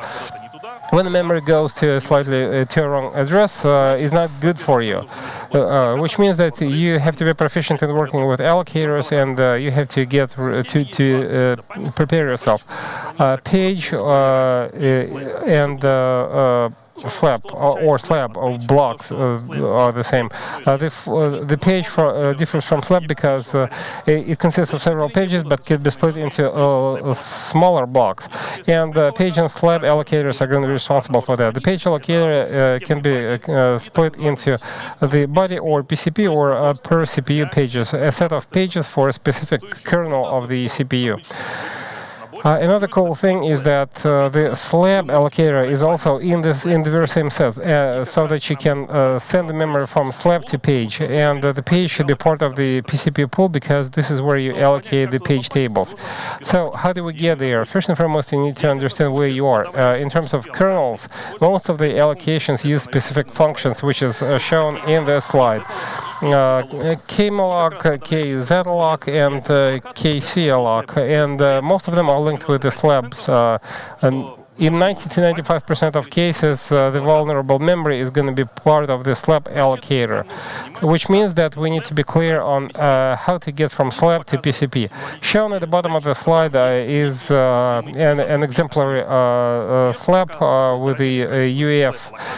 Shown on top is a slab allocator, which consists of a set of partially occupied slabs. These are the slabs where all of the objects are either free or some of them are free. And the number of such slabs is going to be limited, which is quite natural. And the limitations can be shown by a specific file. It's called CPU partial, and we just get a random n number, and the CPU partial list is limited by the n, which is this is the assumption. To get the memory that we need to overflow the CPU partial list, and we create the n minus one number of objects with the slab cache. We overflow the allocator, and when this is the case, when we free up objects from the vulnerable slab, you cannot get access because the page allocator wants to get you back, and the slab becomes a page. Following that, what we have is the page allocator, and shown on top is the page with the vulnerable memory, and we allocate it for the page for the page tables. Before all these manipulations, we need to prepare the foundation, so to speak. And to do that, we do a basic map, and we send one, and all the other indices are represented by zeros. And that means that we create a hierarchy of page tables from the get-go. Before we write anything into that, what we need to do is feed the value into it. Let's move on. This is the pre-registration stage. To create a PTE table, we need to use the PMD table.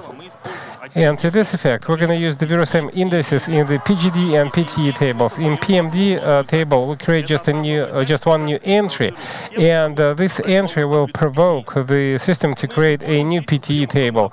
And we create a huge set of virtual addresses with PMD in the index of 1. And they are stored in a specific structure. Therefore, we need to prepare them in advance so that we don't create any noise.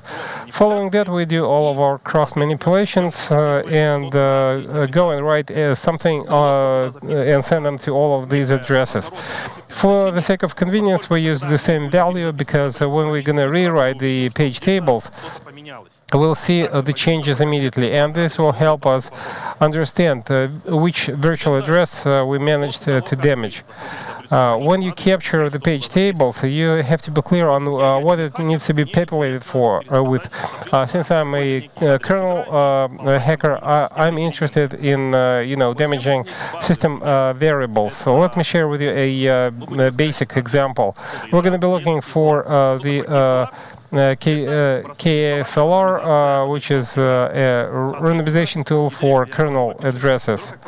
The extracted kernel is going to be fixed on a fixed address, and into the page tables we need to send this million address, and of course in practice it's way more difficult. First and foremost, this is the so-called TLB, which is just your old cache. And it's not there to harm you, but it's just there. KSLR is the next bullet. There is not a single kernel which would not have the KSLR activated. In addition to that, the UEF vulnerabilities also have limitations. When you exploit some memory, your system goes down, and the time is at your benefit, and the multiple rewrite is as seldom as the number of your entries. What's the TLB? This is the associated translation buffer, which is a cache that stores the link between the physical and the virtual addresses. And since you'll change the page, you have to brief it on that. What you need to do is revoke the mind map so that it updates. KSLR is a nasty thing because oftentimes most of the leaks that we read about online are about virtual addresses. Unfortunately, the virtual kernel offset is not correlated to the physical offset, and the kernel code can be stored in any part of your memory, either at the beginning or at the end. 4 kilobytes to be sifted through is not really efficient. If you know some basic things, you know what config base offset means. It's one of the configuration parameters of the kernel, which says that the address is going to be offset at 2 megabytes. 16 bytes in a binary code are going to be constant, and the kernel text is something that you can use when you go through the raw format of your random access memory. And the last thing are the restricted conditions of the UEF. You can either give up PT or look for a physical leak. Let's drill down into both of them. Let's start with the PTE give up. You can use the PUD table, and that solves lots of problems because in one go you can map an entire gig of memory. Even if initially your memory was mapped somewhere within a kilobyte, you can still get access to 1 gig of random access memory. The preparation stage is going to be way easier because the PGD table will exist all the time. So all you need to do is get a set of 0, 1, and several zeros, and since the PDE is going to be the first one to be allocated, our use after free part is going to be there. How do we look for the kernel? It's a trivial process. We just brute force it, and we go with an offset of 1 gigabyte to look for the pattern.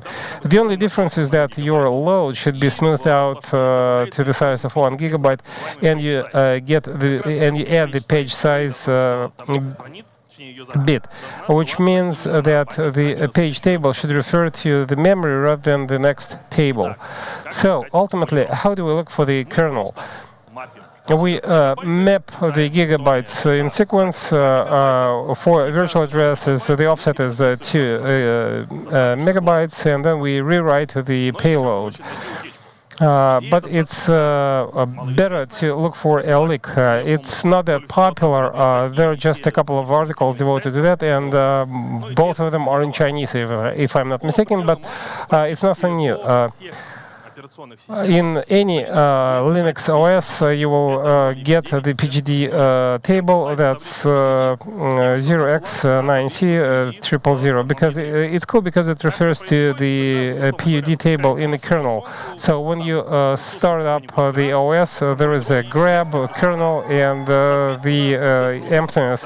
So CPU needs to be able to work with the virtual addresses, and initially these tables are stored in the kernel. And this is the physical leak source because the PGD addresses are oftentimes fixed.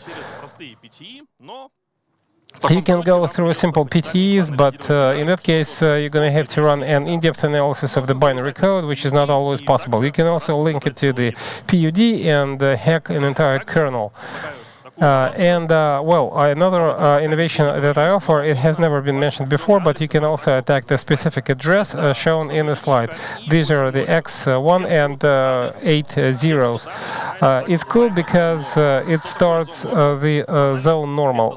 What does that mean? It's a zone where most of the system allocations take place. Starting from this address, you can find lots of kernel objects and the kernel page tables, which allows us to do the following. We can attack the entire system through just one use after free rewrite. That makes an attack more applicable because we attacked the block itself, and we can change it so that we can get access to the root. I did the proof of concept, and I rewrote the PT table of one of the kernel addresses, and it's very simple. All you need to do is change the user bit in the table, and then out of the UEF you can brute force the kernel address. To sum up, the dirty page table in the worst case scenario allows you to do everything within 16,000 rewrites. The huge pages allows you to shorten down to 32. Dirty page table plus a specific target reduces it down to 2, but if you use PUD, or if you dumped and reversed the entire binary code of the kernel. The last line requires just one rewrite, but it requires additional research. Since most of the strong kernels are not susceptible to this vulnerability, but I'm working on it, and I really hope that I'll be able to share more information with you in the future. That brings me to the end of my presentation. Any questions from the floor?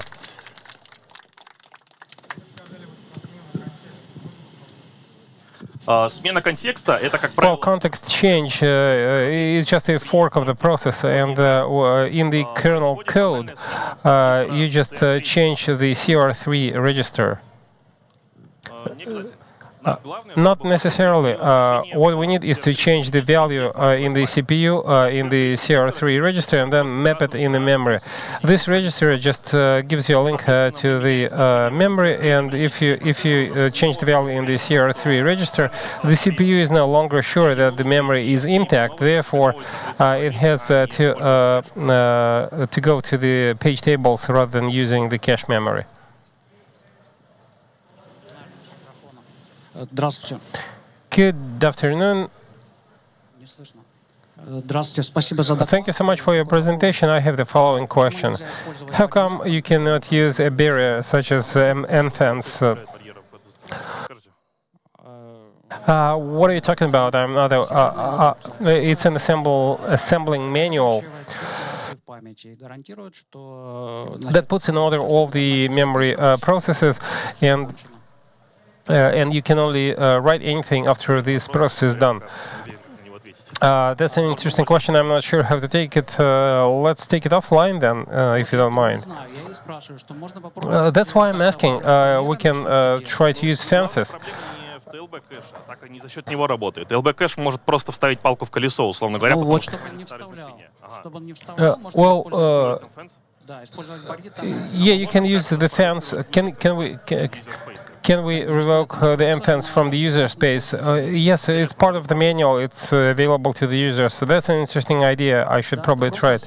It's just an assembling insert. I was not clear whether we need to protect the context or change the context. You can no, we need to change the context. Right, got it. Because we want to reset the TLB values, because the system would still use the TLB addresses which are old. Anyone else? Any other questions? In that case, thank you so much for your presentation. And I was just wondering, are there any pitfalls in the brute force technique? Because when you go through different physical addresses, any pitfalls? Well, there is just one feature. It was not included in my presentation because it would have taken me too long. When you brute force the memory, you can go into the PCI bus, and in that case, you can crash the system by crashing the kernel, and the PCI bus has fixed addresses, and we're talking about first, second, or third physical gigabytes, and the kernel doesn't have any entries written there. So if you skip them, you won't have any problems. The last but one slide demonstrated a table with the use after free, the number of entries required for the use after free. That's for the 32 gig system. Exactly. Thank you so much. Once again, thank you so much for a wonderful presentation. Спасибо за доклад. Thank you for your presentation. It was interesting. I just wanted to seek a clarification. You mentioned the advantages of using PUD tables. Можешь чуть подробнее, вот как получается мы Can you give us more details on the PUD versus PTE brute force? Well, I mentioned that PUD can refer to 1 gig, while PTE is only about 4 kilobytes. So if you use PUD just with one rewrite, you can check 512 potential positions of a kernel. For PTE, just 1-to-1. PUD is way more efficient. What OS? Well, only x64 OSs were tested, and the addresses that you mentioned in your presentation were they hard-coded, are they specific for the system researched or for all the systems? Well, we tested them for x86 and 64 systems. We should probably test the x32 systems. Thank you so much for your presentation. The questions of the mic and cannot be translated. Неужели ядро больше не адресует? Рисует просто взяту для примера. Well, I used it for an example, for the sake of an example only. We experimented with my PC, and its RAM is just 32 gigs. But it could be up to 120 terabytes for the page tables. Now I'm clear on that. Another thing I want to ask you: you mentioned that the PCI config space should not be tampered with. If I properly call for the new PCI standard, certain pages can be outside of the 4 gigabyte block. I've never come across that, but it's possible. Thank you. А почему PGD лежит по адресу DEC000? Но это к разработчикам Linux вопрос. Well, this question should be addressed to the Linux programmers. So they hard-coded the value, and they didn't think about it. Well, maybe it wasn't done by purpose, but it doesn't change from startup to startup. They decided against randomizing it. And the same is done for the zone normal. PGD can be found at an address that can be offset by several kilobytes from startup to startup. It's a serious threat to the KSLR, but no one does anything about it. Well, I guess we should inform the Linux programmers about that. But that's a great idea. The comment is off the mic and cannot be translated. Возможно, после запуска на каком-то этапе. After the startup, at a certain stage, you either erase it or move it around. But for the time being, I didn't see any ideas on that.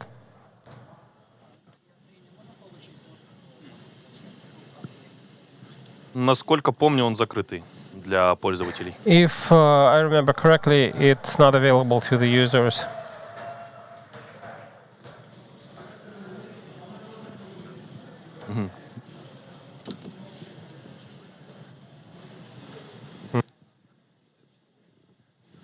Так, ну что, на этом все у нас. Well, in that case, thank you so much, and see ya. Thank you so much for your attention.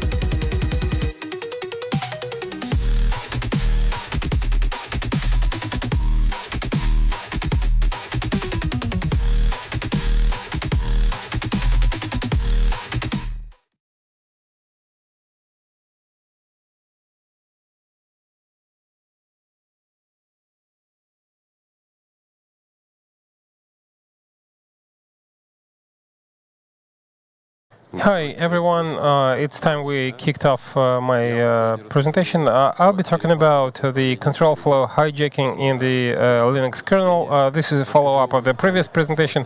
I'm going to give you more details on how to attack the kernel, and I'll be talking about how to fend off such attacks. Hold on a second. For starters, let me introduce myself. My name is Valery Yashnikov. I'm a Linux kernel researcher in Positive Technologies. I've been contributing to various open source projects, and I have my own projects. I'll be talking about them later. The agenda is on the screen. First, I will share with you some basic things for people who are not experts on that. Then I'll speak on the shellcode, what it is. I'll give you a vulnerable bin example that can be attacked, and then we'll be talking about more complicated things. I will demonstrate to you the open source attack stand. And jumping ahead, I might say that using this stand, you can test the things I'll be talking about at home or even now. And then I'll show you the vulnerable kernel mode. Let's start with the basic things. The shellcode is what we call something that gives you a shell, and oftentimes is just a system executable. And exec VE is /bin /sh followed by 2 zeros. All the other, well, this is a hyperlink for x64 syscall sh. You can use this hyperlink to get additional information.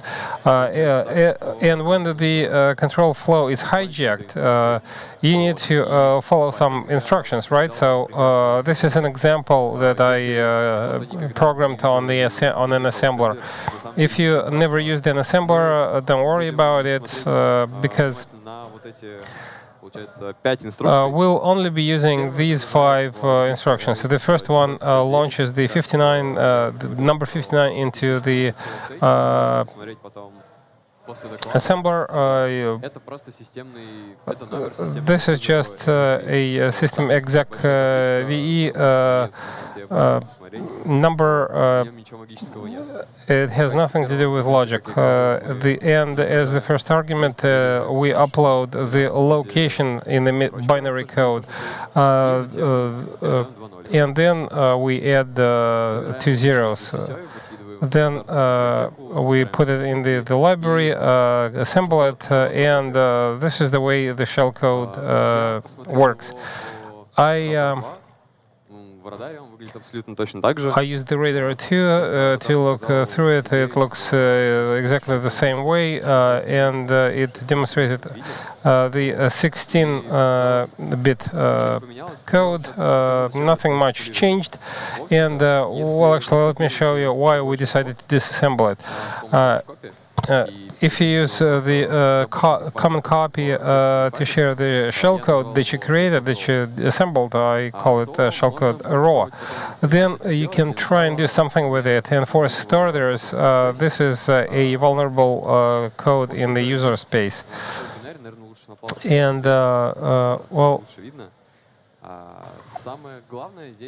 the most important thing shown on this slide is the code that you can name with your own name. And, well, you can try and type in your own name, but the most important thing happens here.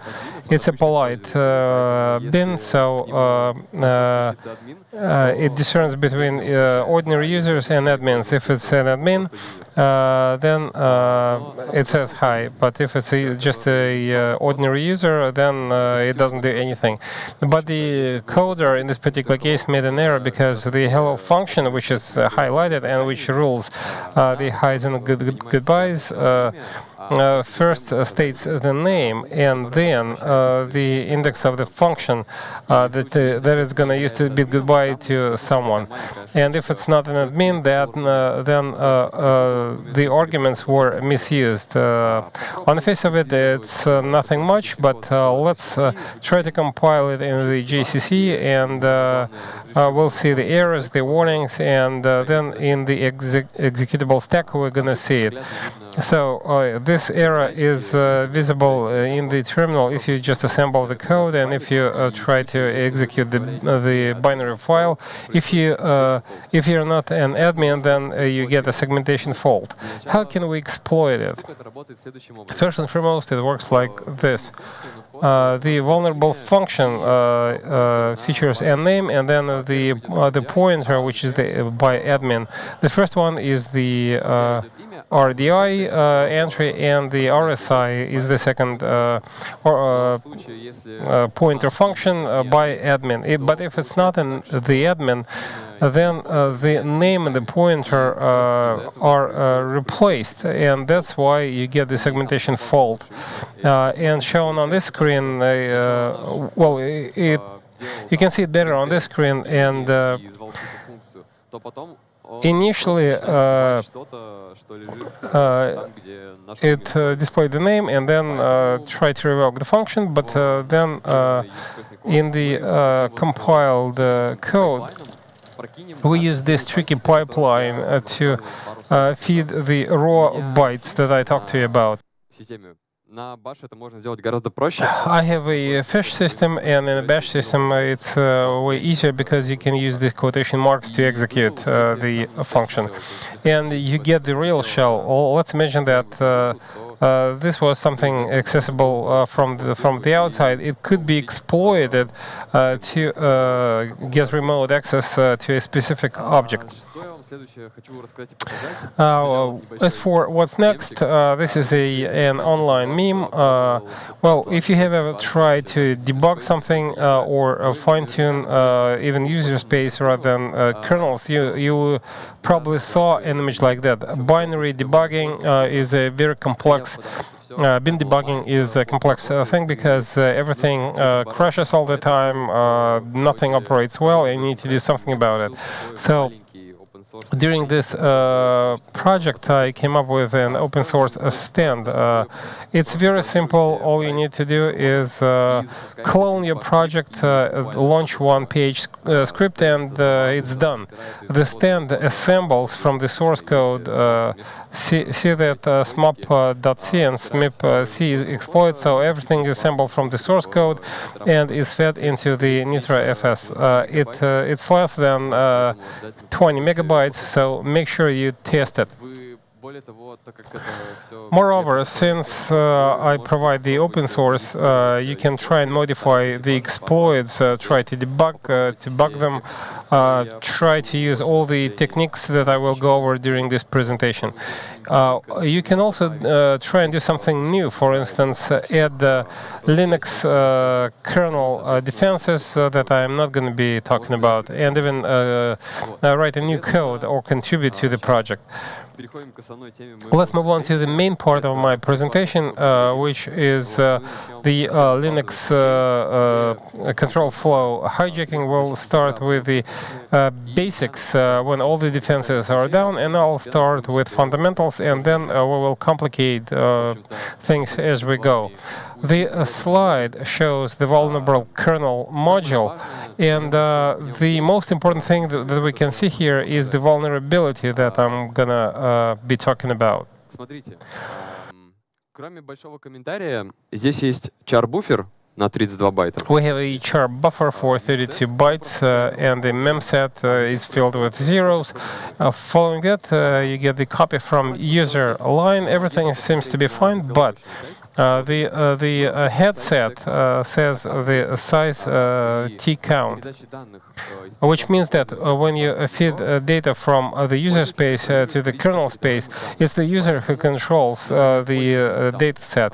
Therefore, for instance, if there are 10 bytes in a line, 11 bytes would be transferred. If it's 30, then the 31 bytes are fed into the kernel space.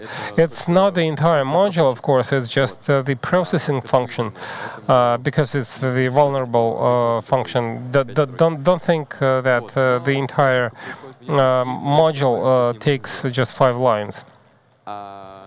На самом деле, раз In fact, since count is user controlled, then the very first thing that comes to mind is just transfer more than you have in a buffer. есть несколько вещей, о которых мне And there are several things that I wanted to touch and highlight from the get-go. This is a diagram to demonstrate how it happens in memory, because we are in the stack, right? So the RBB register is transparent here because on my PC it was non-existent, and the compiler just streamlined my code. Since I just had a buffer in the stack, I decided against installing the RBP. I switched off the defense mechanism because I didn't have any leaks, and I can only try and write something in the kernel because I don't have any data leaks, so that's why I switched this off.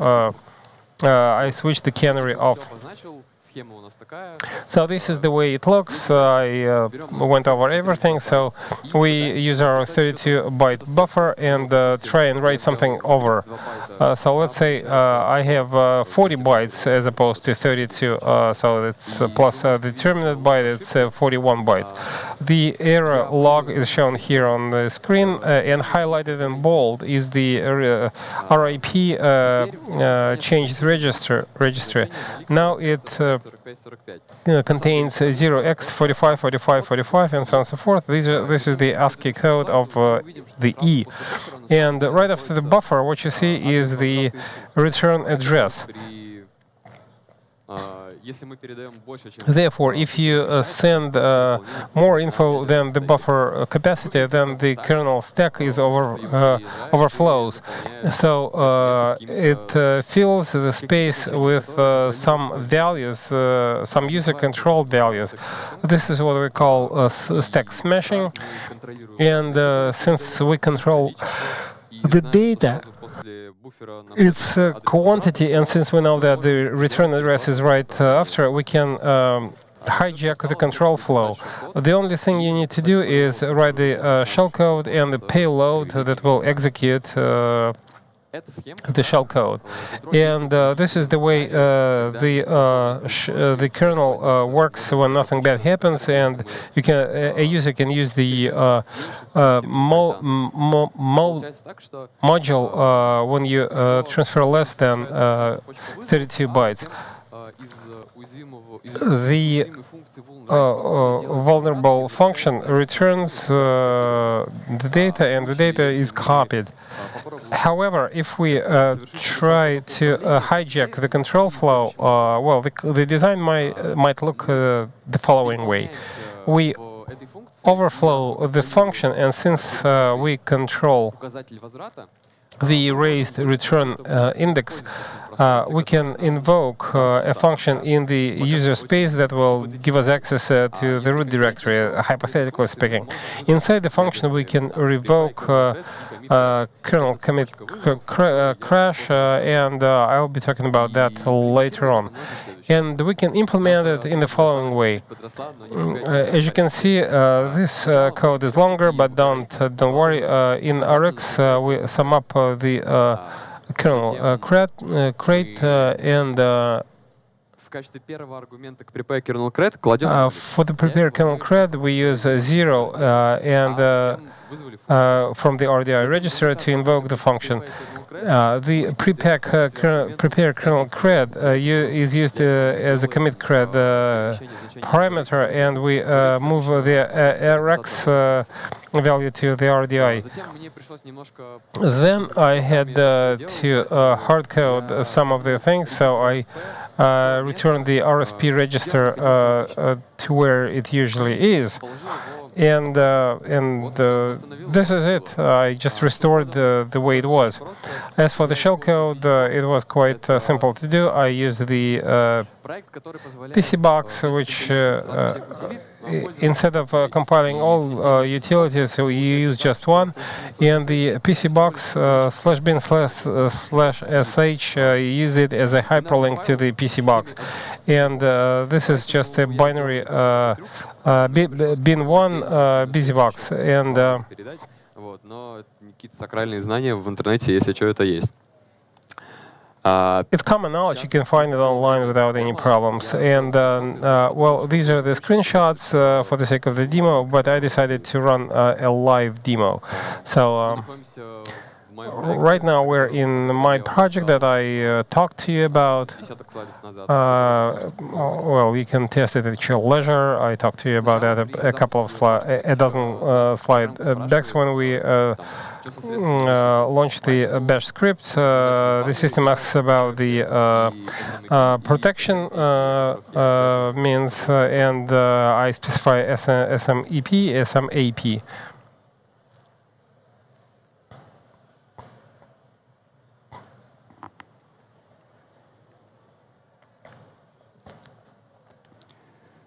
rootfs сжалась, мы... The rootfs was compressed. We get access to the virtual machine, and we can do whatever we please. For instance, write down the ID just to make sure that the system understands that we are just an ordinary user. Попробуем, например, сделать вот так как-нибудь. Ну, поймем, что... So let's try this, and it's quite clear that we don't have the privileges to manage anything in the system. So we're going to use the exploit I described to you previously. Everything works. We double-check the ID. Получим флаг. Все как And we get a flag just like in CTFs. And then you can go to the Control-D and do whatever you want. Everything works, and then we leave the kernel and go back. In a nutshell, this is it. The next thing I'd like to talk about is the SMEP. This is a kernel protection means that can be a huge obstacle. For instance, if you try to use the previous exploit with the SMEP supervisor mode execution and prevention on, then the kernel will not grant you access, and it'll say unable to execute user space code. Код, который ты исполняешь. Which means that the code that you're trying to execute is in the user space, and it can't be done like that. So you might think that everything was in vain because the kernel can now be thrown out into the waste bucket, but actually we can use the knowledge to adapt for the new environment. So what we're going to do is we're going to try and identify the gadgets. I'm going to give you more details on that in the follow-up slides. These are the manuals that you will see in the kernel space, and since the kernel is a compiled binary code, we can just disassemble it and use these gadgets either from the debugger or the bin file. And you can use the rough gadget utility. It has a million stars on GitHub, so make sure you download it. It allows us to identify parts of kernel code that we can use. The call sims are the debugging symbols. You can use a debugger or any other way to find them. And the last thing that you need to do to bypass SMEP is the stack pivoting. Stack pivoting is a technique when you replace the RSP register with any value which is convenient for you. And by convenience, I mean reading or writing some memory block. And it's quite clear that this memory block should be in the user space. Therefore, we replace the RSP register with 0x83 and 4 zeros. But before that, we can we just test whether we can read and write in that memory block. So the exploit looks in different way. As you can see, the structure is basically the same, but we now assembled the ROP chain, which allows us to bypass the SMEP. And I used the stack pivoting with the help of the gadget shown on the screen. On the previous slide, I demonstrated the way the RSP register can be replaced with this particular value. And the CPU just starts executing the manuals in our stack. And you can unmap it this way and input the next value. This is another live demo. Задайте вопрос в конце толка, я обязательно расскажу. I will definitely answer that question at the very end. So we activate SMEP. Это очень хороший вопрос. But that was a great question, by the way.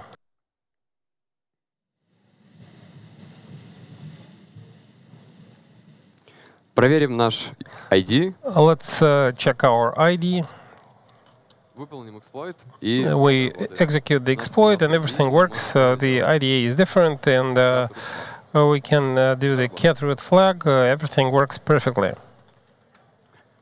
The next kernel protection means I'm going to bypass is the SMAP.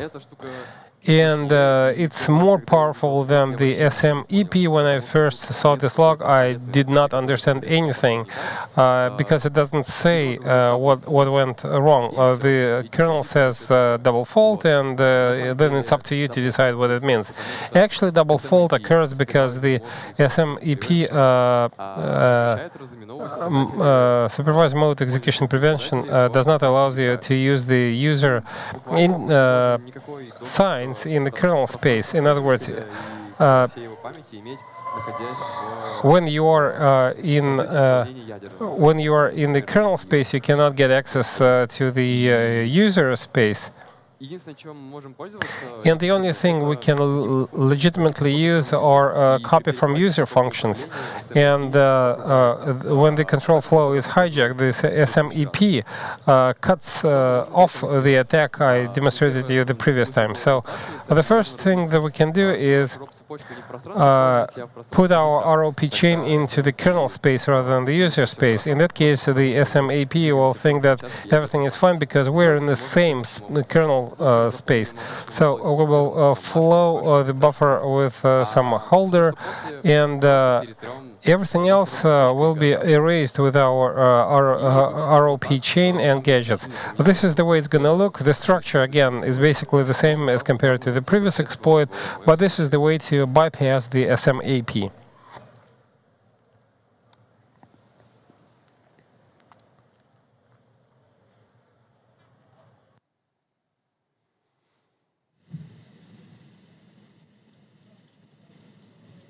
Кстати, я забыл одну важную вещь. Oh yeah, by the way, I missed one important thing. We have to make sure that the these protection means are on. You just do the usual grep.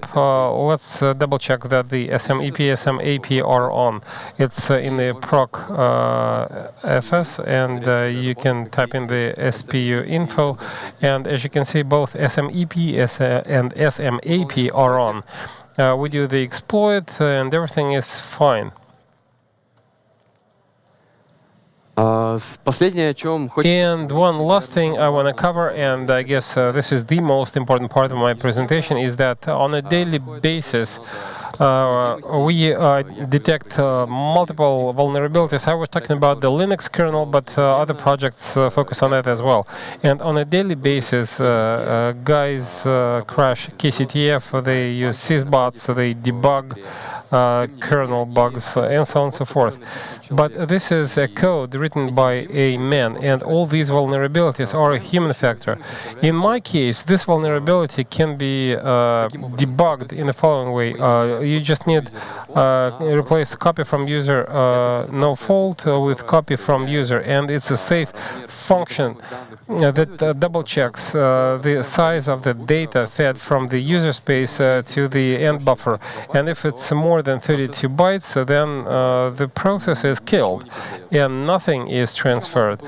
The account would be another way, but I think this one is safer. And the blueheads can use the kernel KCFI in the grep to test. I decided against going into detail because the kernel would require a recompilation, which is not always convenient, and it's not always a good idea if you're not an expert in that, but I still mention it. That brings me to the end of my presentation. Thank you so much for coming. If you have any questions, I'll be happy to take them. Там вопрос был... There was a question about the RSP. Would you please use the mic? Да. Откуда мы взяли РСП? Where did we get the RSP from? Was that the question? Я понял. I got it. Right. So that's a great question, by the way. Смотрите.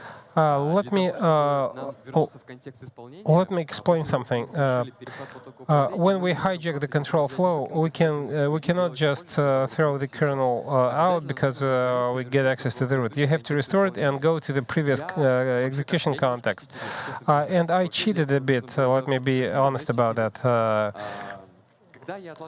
When I debugged the kernel and the entire project, I couldn't help but notice that my kernel module allocates the very same space every single time. And since I don't use KSLR for randomizing the kernel space, my RSP is always the same. It's identical regardless of the startup. So the RSP is hard-coded. It's a dirty trick, but it works. You know, I used it for bypassing SMEP and SMAP. Thank you so much for your presentation. I have another question, if I may. In real exploits and in real vulnerabilities, in order to bypass the SMAP, you need to place the payload somewhere in the kernel space. But what do you do if you don't know the precise location? What do you do in that case? That's a good question. We can consider the use after free vulnerability, since the Stack Overflow is a simple attack, right? And you know, these vulnerabilities are not used, are almost not used anymore. As for the use after free the vulnerability, you can use the hip spray technique, and the hip spray technique basically allows you to allocate lots of kernel objects of the same size as yours that you use for the use after free attack. And ultimately, if you use MSG and MSG, by the way, this is the guy who invented the hip spray with MSG. And in this way, you can control the use after free with the MSG technique to deploy the use after free attack. So you're saying calculate something and do the data leak. Exactly. In the MSG there are size fields, and if these size fields are affected, for instance, this is the use after free somewhere in the middle of the object, and you see the MSG size field there, you can change it for something huge, and you'll be able to read part of the kernel memory, and you'll be able to identify the location of the vulnerable object. So to sum up, SMAP bypassing is difficult because it requires the precise location of the vulnerable object. Exactly. The data leak is a must-have. In my case, it was not necessary because I just went manual by manual. But if you place the data that the attacker wants to get access to, for instance, a root chain, of course, for bypassing SMAP, you need to know the location. Cool. And I believe that the SMAP bypassing that you demonstrated is the simplest one I've ever seen. Exactly, because I wanted to simplify things for the newbies. Thank you so much. Тут еще вопрос. There is another question. Actually, I have two questions. The first one is as follows. There are two assumptions, switched off canary and switched off SLR. And in real conditions, the attack is going to be much more complicated because, well, as for canary, it's one thing, but SLR is a headache, is a real headache. And my second question is, well, in the next month, if I'm not in the past month, if I'm not mistaken, IOU Link was a subsystem that was identified, and it allows you to move user space data into the kernel space. You can think about using it as an exploit. As for your first question, the stack canary could have been activated, and we could have tried to bypass the canary if you change the kernel module somewhat. But we were only talking about the write ability. However, if your function allows you to move data from the kernel space to the user space, in that way you could create an artificial vulnerability in the second function, and that will help you to do the data leak in the stack canary.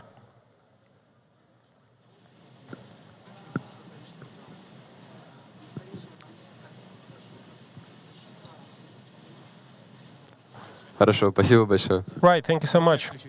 If I may, well, IOU Link is something that I want to comment on. There are thousands of ways to move data from the user space to the kernel space. Any system execution with a link to the buffer to the user space will move the data, and it will copy it from user. And the IOU Link does not differ much in that regard. But there are lots of bugs inherent in it, and that's why many Linux kernels manuals say that recommend that you switch it off if you don't use it. It's a very complex subsystem with lots of debugs, and the kernel CTF, it's a Google CTF to attack the Google Linux. They switched it off because they got sick and tired of pinging out the money.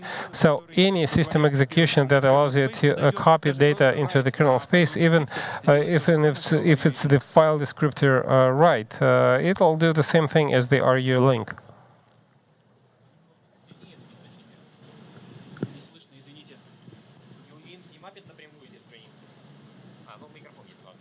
И у Юринг не мапит напрямую те страницы, которые общие с юзерспейсом получаются. Это было бы немножко сильнее, потому что это позволяет писать память ядра во время того, как оно исполняется для гонок, например. У страничек же user-bit есть.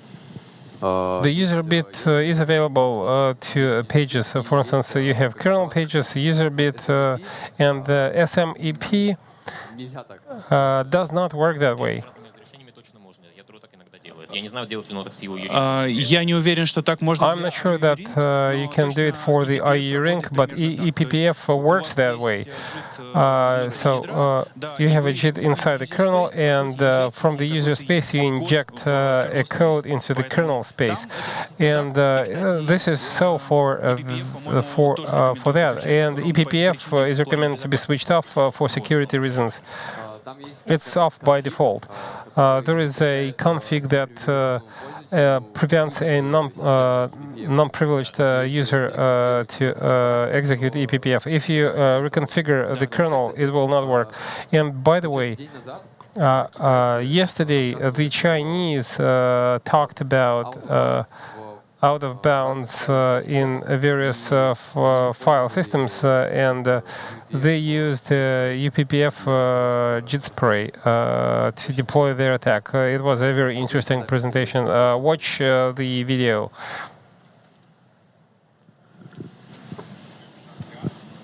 Очень. Сам рисовал. Если загуглить ASCII Art, там Well, if you Google ASCII art, the very first hyperlink will send you to the PRJOK website. I don't know how to pronounce it, but you can generate different things. The spider web was something that I created. Thank you so much for your questions.